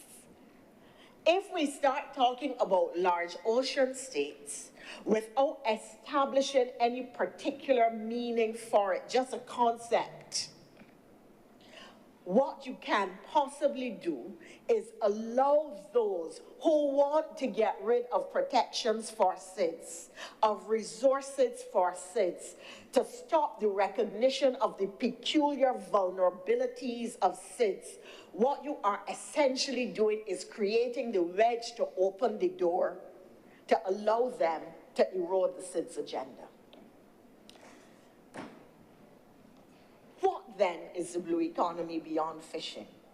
We have to define it. We have to define it in our socio-economic context. We have to define it in our political context. But if we feel that the blue economy has to do with large ocean states, then we must determine who or what a large ocean state is. What it means to be a large ocean state. What legal characteristics will it have? What peculiar definitions will the large ocean states carry? What will be its interrelationship with small island developing states? Would you say SIDS/LOS? In new documents, is that how we want to see it framed? Because we can't just talk about it. We have to frame it out. We have to give it tangibility and meaning. And I want then, sir, to close on this final point. Very final, sir. Yes, sir. Very final. For some time, sir, there has been recognition of forests in the international system. And there are mechanisms for the protection and funding and looking at the relationship of carbon benefits or carbon trading benefits for forests, because they represent carbon sinks. REDD, R-E-D-D, acronym, and REDD plus are those frameworks in the multilateral system. It is scientifically known and understood that oceans are significant carbon sinks, but no commensurate instrument has been developed for oceans. And if it were, small island developing states could benefit significantly because our maritime or marine space, or EEZs, are significantly larger than our terrestrial space. But we are not benefiting from such large ocean space being part of our national territory. And therefore, as we talk about the blue economy, how do we so exploit these large ocean spaces for our benefit? But more than that, how do we have placed in the international sphere recognition and value for the fact that these tiny land masses are contributing significantly to carbon sinking with their maritime territory? And if that is a fact, why should we not be compensated for it, or to be able to access funding on the basis of climate protection, climate mitigation, and climate adaptation based on the size of your maritime space and the importance then to your blue economy? It is a concept which has been running through my head for years, but which we need to concretize, because in the same way that forests are protected, and we don't have the land mass to have large forests, but have just as effective carbon sinks in our maritime space, then in the same way that those countries with forests benefit, equally those with large ocean spaces should be looking to have a mechanism in the international sphere which recognizes us. I conclude, sir. I am delighted to be able to have made these few words on this matter of the legislation before the chamber. I end as I began by congratulating all concerned by bringing it for us, and I look forward to working in my capacity as Ambassador for Climate Change, Law of the Sea, and Small Island Developing States, in working with the excellent agents of the ministry in doing their work in this sphere. Mr. President, sir, I am obliged to you. Thank you very much, Your Honor. Senator, the Most Honorable Ambassador Henrietta Thompson. Senator Dr. Moroni. Thank you, Mr. President. Let me start, first of all, by thanking all of the honourable senators who would have spoken on the bills before us. In particular, let me thank the Deputy Madam President for bringing the weight of her extensive experience, both when she would have also been Minister with the government, but also as well in her current roles. The experience and being able to tie what it is that we are doing now with what is happening internationally and with the international debates and circumstances is extremely important. And also as well for her identifying areas in which we can look to extract greater value from what is already being done. And I believe, as she would have indicated, she will be working closely with the ministries and with the relevant authorities to also lend her the weight of her experience and certainly her voice within the international sphere to these efforts as well. To Senator Mallalieu, thank you so much as well for your contribution. And just to respond to a couple of things, it has been identified that, in fact, there is provision in the regulations for the banning of chubbing using, I don't know how to pronounce it, the science nets. I'm like you, scenes? Scene nets. Yes, so there is within the regulations itself. But I also, as well, wanted to identify that at Article 333, which I found very interesting, 1E, that it does make provision for this, and this talks about marine living resources crime, and it does indicate that for the purpose of this act, marine living resources crime is anyone that does an harm to fish and other marine living resources, whether by the over-exploitation of target stocks. And then when you go against the definition, the target over-exploitation speaks to when you undertake practices that will lead to depletion, etc., of the stock, and as you've identified as well on Article 18. But I believe that within the entirety of the Act and its provision in relation to compliance, its provision in relation to the Advisory Council, and as well the development of the Fisheries Management Plan, that it then makes space for when circumstances happen that then we would be able to address as necessary. But like I said, there is provision within the regulations itself. In relation to the issue of the CMOS cultivation, Senator Malilu, I'm very happy that I can say to you that you can, what the law allows, still go and have your couple of CMOS and others like you. The legislation is not intended, with the Honourable Senator, to prohibit that. If you look at it at the Article 303, it talks about the establishment of a program known as the Barbados CMOS Cultivation Program. At 304, it's CMOS harvesting. So it's really for those that are intending to invest within the CMOS harvesting at a commercial level, and not for the individual Barbadian who just want to be able to enjoy some CMOS, as we would do for all of the reasons that CMOS, and particularly men, would want to be able to enjoy. And I'm not picking on any particular man in this honourable chamber. I am looking over here, as I should, I gotta look in the corner. I gotta look in the corner.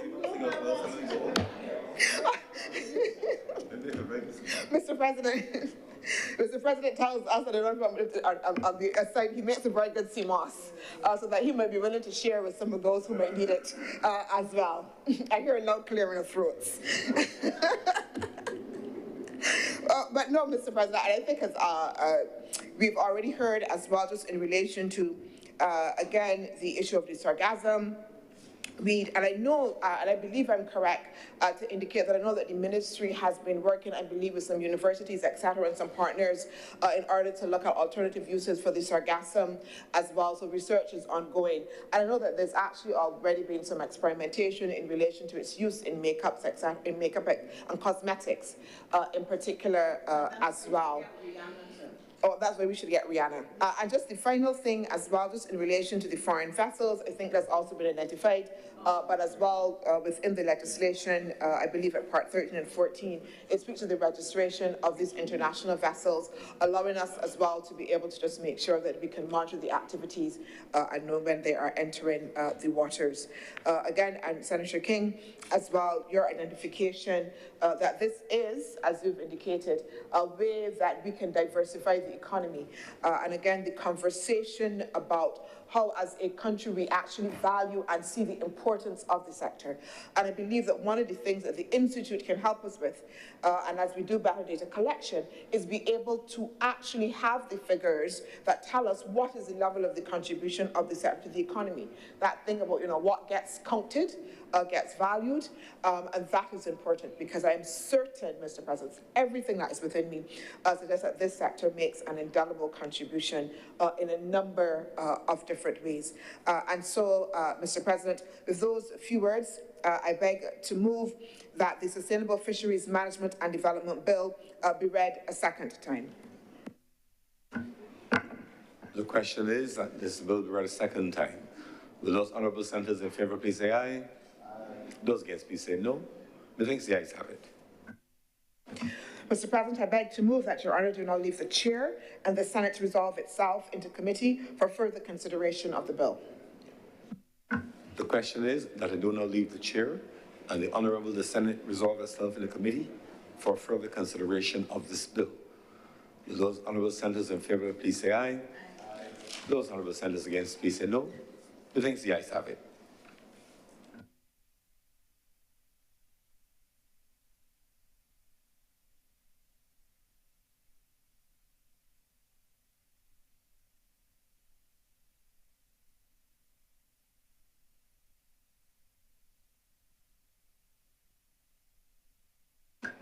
The Senate is now in committee.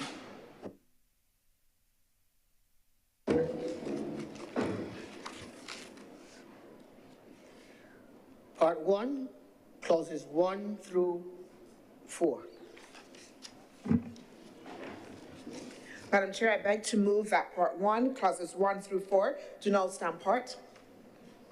The question is that Part 1, clauses 1 through 4 do now stand part. Will all honorable senators in favor please say aye? Aye. Those against, would you please say no? The ayes have it.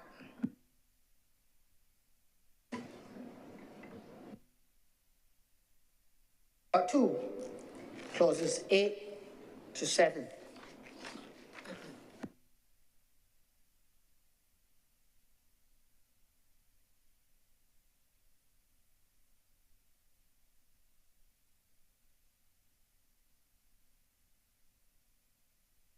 Part 2, clauses 5 to 7. Madam Chair, I beg to move that Part 2, clauses 5 to 7, do now stand part. The question is that Part 2, clauses 5 through 7 do now stand part. Will all honorable senators in favor please say aye? Aye. Those against, would you please say no? The ayes have it. Part 3, clause 8. Madam Chair, I beg to move that Part 3, clause 8, do now stand part. The question is that Part 3, clause 8 do now stand part. Will all honorable senators in favor please say aye? Aye. Those against, would you please say no? The ayes have it. Part 4, clauses 9 through 19. Madam Chair, I beg to move that Part 4, clauses 9 through 19 do now stand part. The question is that Part 4, clauses 9 through 19 do now stand part. Will all honorable senators in favor please say aye? Aye. And those against, would you please say no? The ayes have it. Part 5, clauses 20 to 22. Madam Chair, I beg to move that Part 5, clauses 20 to 22 do now stand part.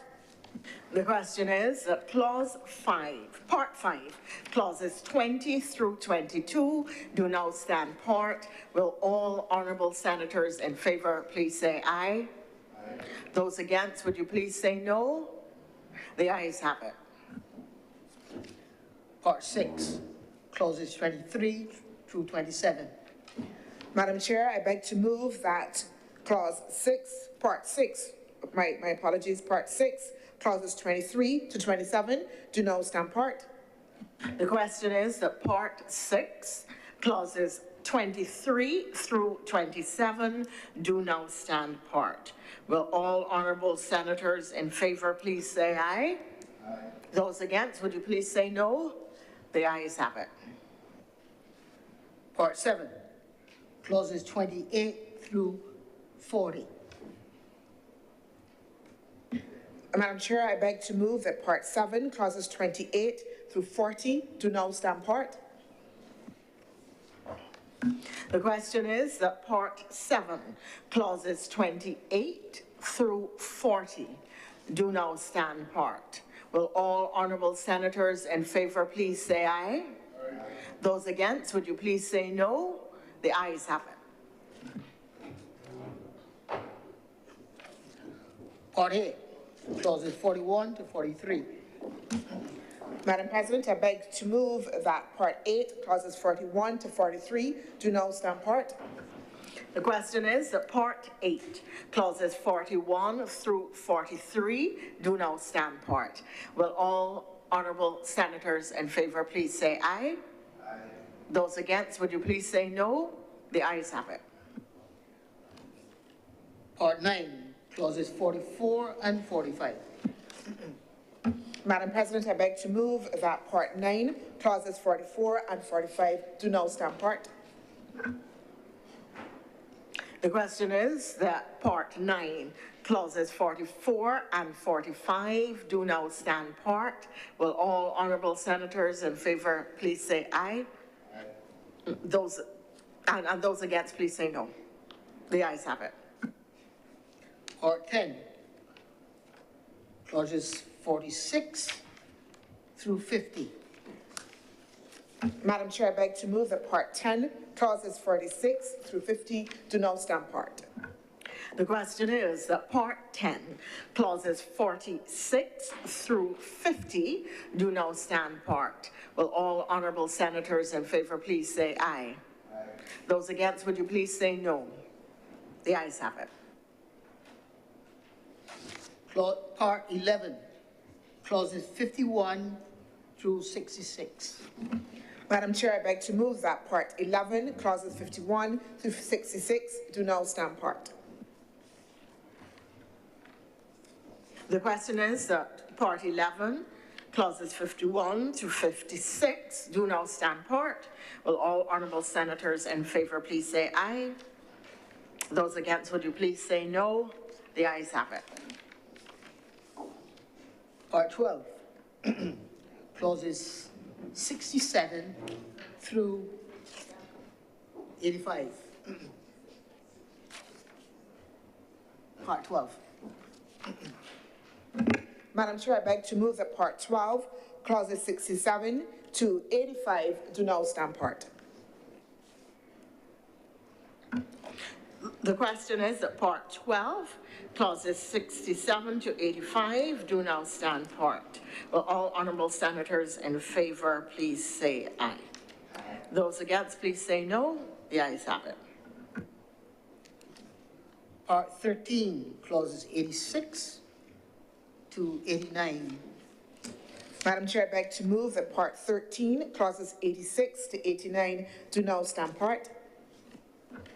The question is that Part 13, clauses 86 through 89 do now stand part. Will all honourable senators in favour please say aye? Aye. Those against, would you please say no? The ayes have it. Part 14, clauses 90 through 122. Madam Chair, I beg to move that Part 14, clauses 90 through to 122 do now stand part. The question is that Part 14, clauses 90 through 122 do now stand part. Will all honourable senators in favour please say aye? Aye. Those against, would you please say no? The ayes have it. Part 15, clauses 123 to 126. Madam Chair, I beg to move that Part 15, clauses 123 to 126 do now stand part. The question is that Part 15, clauses 123 to 126 do now stand part. Will all honourable senators in favour please say aye? Aye. Those against, would you please say no? The ayes have it. Part 16, clauses 127 through 149. Madam Chair, I beg to move that Part 16, clauses 127 through to 149 do now stand part. The question is that Part 16, clauses 127 to 149 do now stand part.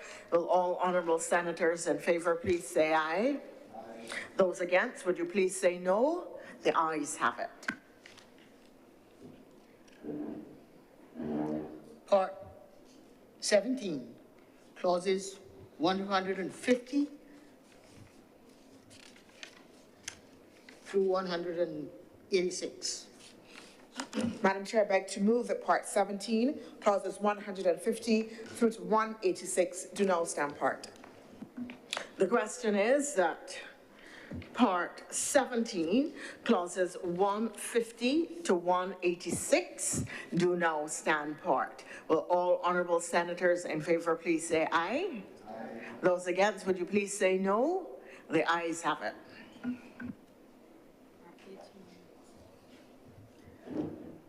Part 18, clauses 187 through 208. Madam Chair, I beg to move that Part 18, clauses 187 through to 208 do now stand part. The question is that Part 18, clauses 187 through 208 do now stand part. Will all honourable senators in favour please say aye? Aye. Those against, would you please say no? The ayes have it. Part 19, clause 209. Madam Chair, I beg to move that Part 19, clause 209 do now stand part. The question is that Part 19, clause 209 do now stand part. Will all honourable senators in favour please say aye? Aye. And those against, would you please say no? The ayes have it. Part 20, clauses 210 through 222. Madam Chair, I beg to move that Part 20, clauses 210 to 222 do now stand part. The question is that Part 20, clauses 210 through 227, 22, do now stand part. Will all honourable senators in favour please say aye? Aye. Those against, please say no. The ayes have it. Part 21, clauses 223 to 225. Madam Chair, I beg to move that Part 21, clauses 223 to 225 do now stand part. The question is that Part 21, clauses 223 to 225 do now stand part. All honourable senators in favour please say aye. Aye. Those against please say no. The ayes have it. Part 22, clauses 226 through 254.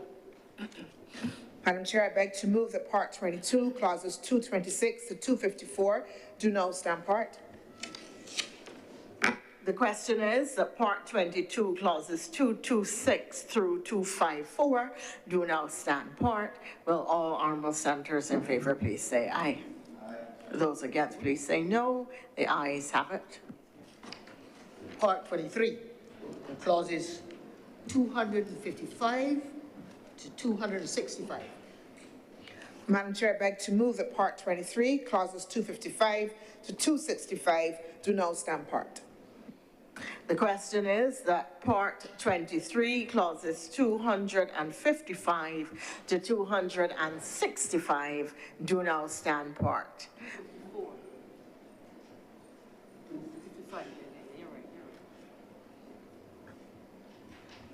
Clauses 255 to 265 do now stand part. Will all honourable senators in favour please say aye? Aye. Those against please say no. The ayes have it.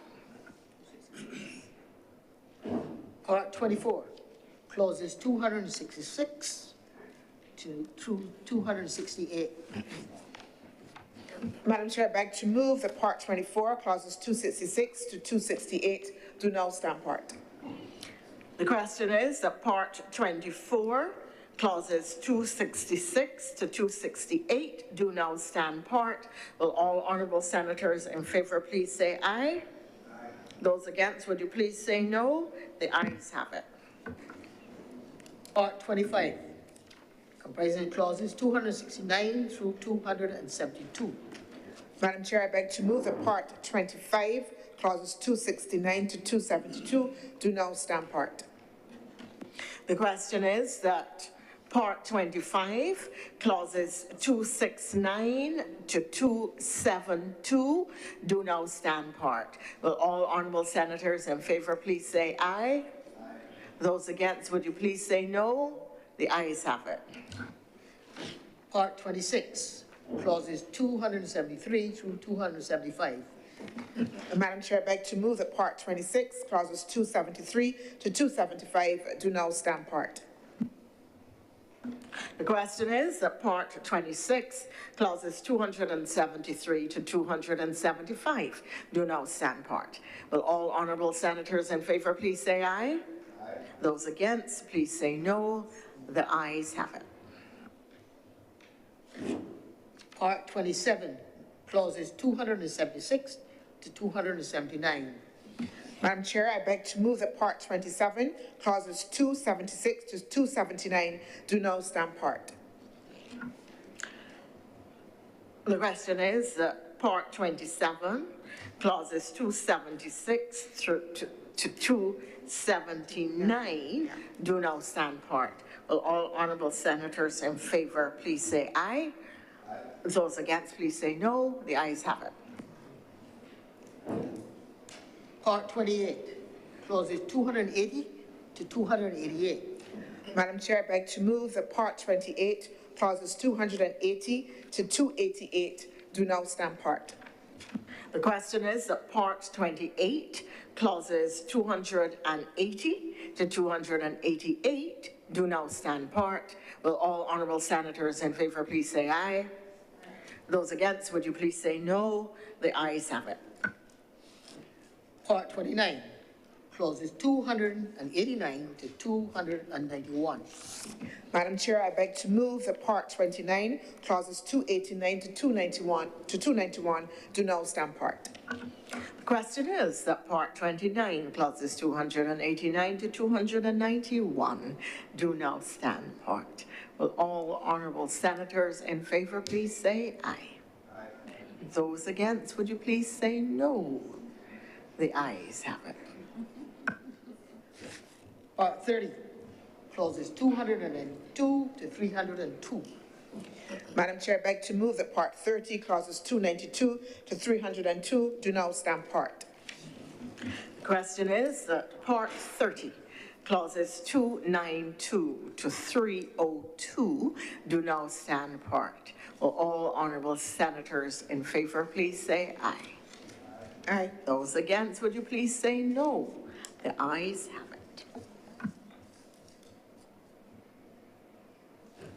Part 31, clauses 303. 311. 311. Clauses 311. Madam Chair, I beg to move that Part 31, clauses 303 to 311 do now stand part. The question is that Part 31, clauses 303 to 311 do now stand part. Will all honourable senators in favour please say aye? Aye. Those against, would you please say no? The ayes have it. Part 32, clauses 312 through 322. Madam Chair, I beg to move that Part 32, clauses 312 to 322 do now stand part. 22. The question is that Part 32, clauses 312 to 322 do now stand part. Will all honourable senators in favour please say aye? Aye. Those against, would you please say no? The ayes have it. Part 33, clauses 323 to 332.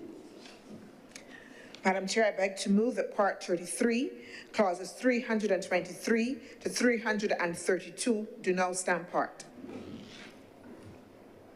Question is that Part 33, clauses 323 to 332 do now stand part. Will all honourable senators in favour please say aye? Aye. Those against, would you please say no? The ayes have it.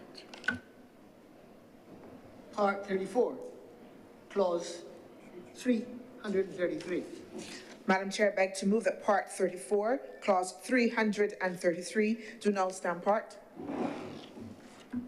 The question is that Part 34, Clause 333 do now stand part. Will all honourable senators in favour please say aye? Aye. Those against, would you please say no? The ayes have it. Part 35, clauses 334 to 348. Madam Chair, I beg to move that Part 35, Clauses 334 to 348 do now stand part.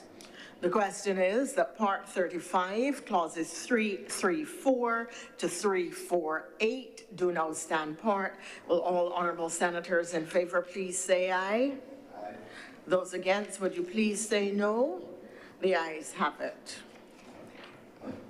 Part 36, clauses 349 to 353. Madam Chair, I beg to move that Part 36, Clauses 349 to 353 do now stand part. The question is that Clause 349 to 353 do now stand part. Part 36, Clauses 349 to 353 do now stand part. Oh, all honourable senators in favour, please say aye. Aye. Those against, please say no. The ayes have it. Part 37, which are clauses 354 to 379. Madam Chair, I beg to move that Part 37, Clauses 354 to 379 do now stand part. The question is that Part 37, Clauses 354 through 379 do now stand part. Will all honourable senators in favour please say aye? Aye. Will all honourable senators against please say no? The ayes have it. Part 38, clauses 380 to 382. Madam Chair, I beg to move that Part 38, Clauses 380 to 382 do now stand part. The question is that Part 38, Clauses 380 to 382 do now stand part. Will all honourable senators in favour please say aye? Aye. Those against, would you please say no? The ayes have it. Part 39, clauses 383 and 384. Madam Chair, I beg to move that Part 39, Clauses 383 and 384 do now stand part. The question is that Part 39, Clauses 383 to 384 do now stand part. Will all honourable senators in favour please say aye? Aye. Those against, would you please say no? The ayes have it. Part 40, clauses 385 to 391. Madam Chair, I beg to move that Part 40, Clauses 385 to 391 do now stand part. The question is that Part 40, Clauses 385 to 391, I apologise, do now stand part. Will all honourable senators in favour please say aye? Aye. Those against, would you please say no? The ayes have it. Part 41, clauses 392 to 405. Madam Chair, I beg to move that Part 41, Clauses 392 to 405 do now stand part. The question is that Part 41, clauses 392 to 405 do now stand part. Will all honourable senators in favour please say aye? Aye. Those against, would you please say no? The ayes have it. Part 42, clauses 406 to 413. Madam Chair, I beg to move that Part 42, clauses 406 to 413 do now stand part. Question is that Part 42, clauses 406 to 413 do now stand part. Will all honourable senators in favour please say aye? Aye. Those against, would you please say no? The ayes have it. Part 43, clause 414. Madam Chair, I beg to move that Part 43, clause 414 do now stand part. The question is that Part 43, clause 414 do now stand part. Will all honourable senators in favour please say aye? Aye. Those against, please say no. The ayes have it. Part 44, clauses 415 to 420. Madam Chair, I beg to move that Part 44, clauses 415 to 420 do now stand part. The question is that Part 44, clauses 415 to 420 do now stand part. All honourable senators in favour please say aye. Aye. Those against, would you please say no?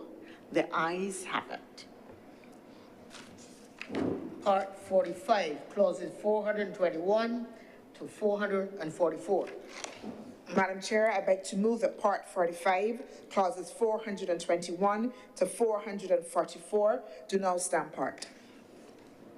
The question is that Part 45, clauses 421 through 444 do now stand part. Will all honourable senators in favour please say aye? Aye. Those against, would you please say no? The ayes have it. The first to the fourth schedules inclusive. Madam Chair, I beg to move that the first to the fourth schedule do now stand part.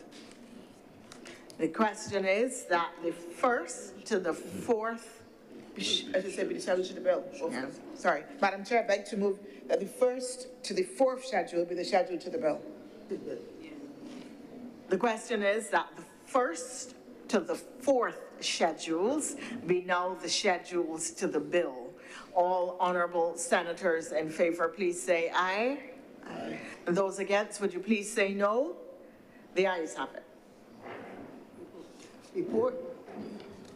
Madam President, I beg to move that you do not report to His Honour the President the passing of one bill in committee. The question is that I do now report to His Honour the President the passing of one bill in committee. Will all honourable senators in favour please say aye? Aye. Those against, would you please say no? The ayes have it.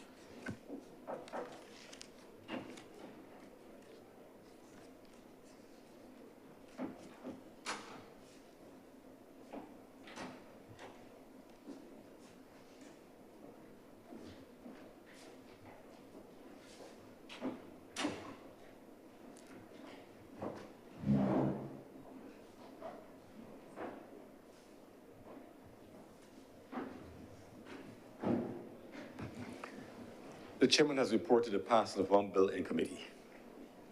Mr. President, I beg to move that this bill be now read a third time. The question is that this bill be read a third time. Will those honourable senators in favour please say aye? Aye. Those against please say no. Methinks the ayes have it. Mr. President, I beg to move that this bill do not pass and be cited as the Sustainable Fisheries Management and Development Act 2025.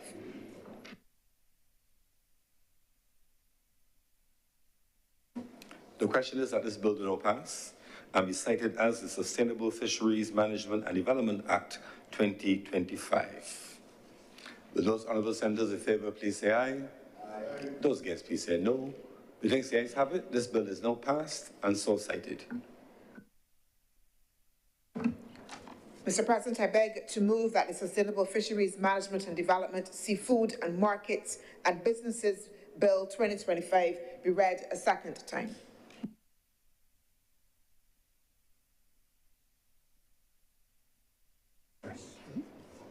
Go to the next one. Okay. Order 99, Mr. President. Stand in the name of the acting leader of the Senate to move the second reading of the Sustainable Fisheries Management and Development, Seafood Markets and Businesses Bill 2025. Senator, the Honourable Dr. Chandra Monroe Knight. Thank you, Mr. President. Mr. President, we would have considered this bill as part of the cognate debate that we would have had, and therefore I beg to move that the Sustainable Fisheries Management and Development, Seafood, Markets and Businesses Bill 2025 be now read a second time. The question is that the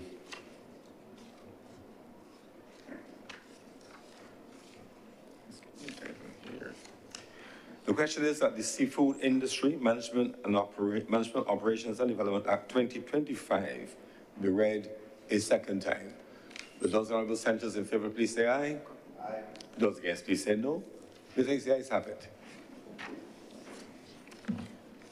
Mr. President, I beg to move that Your Honour do not leave the chair and the Senate resolve itself into committee for further consideration of this bill. The question is that I do not leave the chair and the Honourable the Senate resolve itself into committee for further consideration of this bill. Will those honourable senators in favour please say aye? Aye. Those against please say no. We think the ayes have it.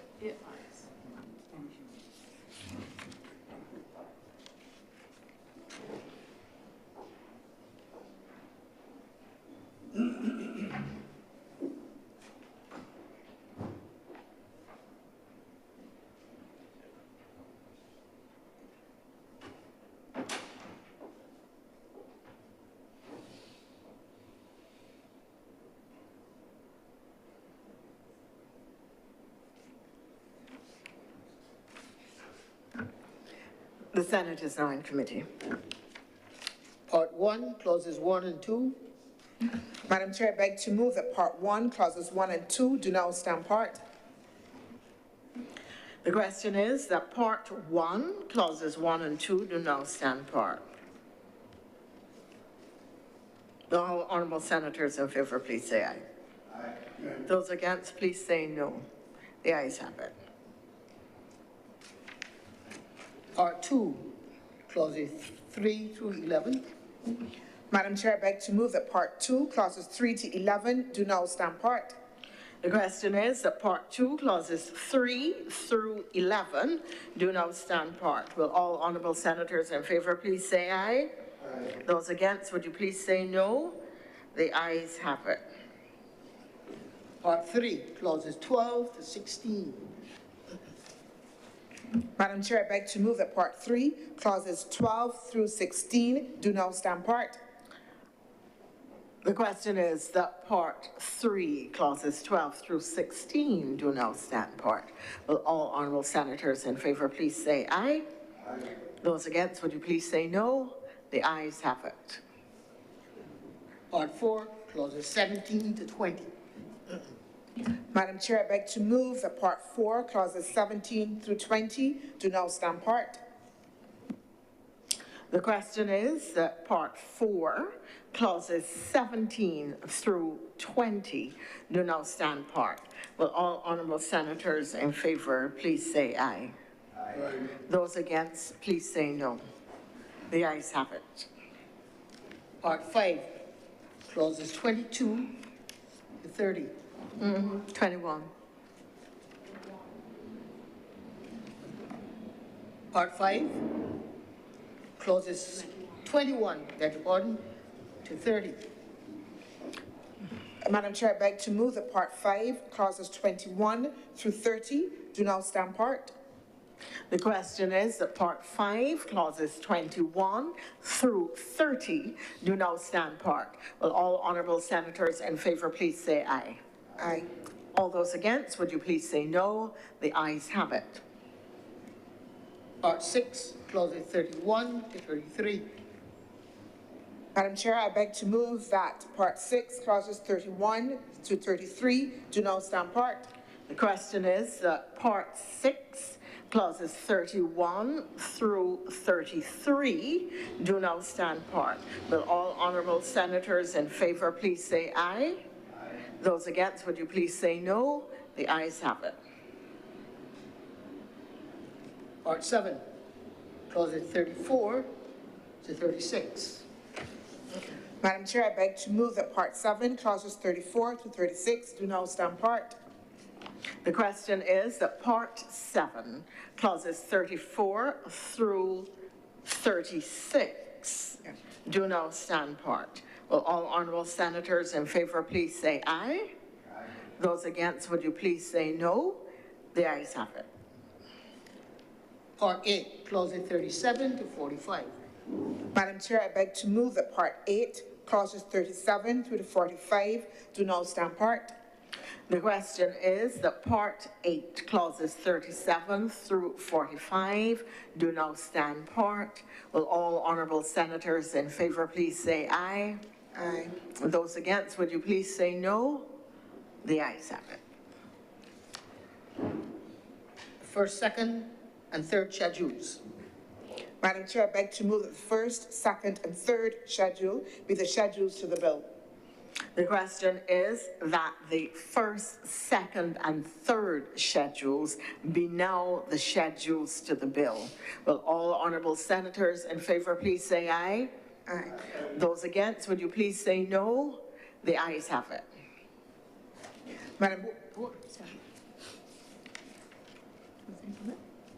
Madam Chair, I beg to move that you do not report to His Honour the President the passing of one bill in committee. The question is that I do now report to His Honour the President the passing of one bill in committee. Will all honourable senators in favour please say aye? Aye. Those against, would you please say no? The ayes have it.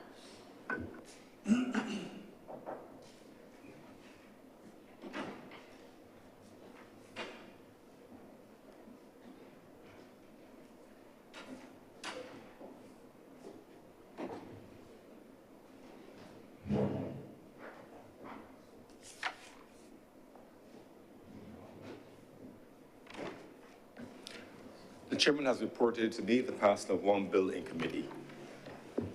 Mr. President, I beg to move that this bill be now read a third time. The question is that this bill be read a third time. Will those honourable senators in favour please say aye? Aye. Those against please say no. Methinks the ayes have it. Mr. President, I beg to move that this bill do not pass and be cited as the Sustainable Fisheries Management and Development Seafood Markets and Businesses Act 2025.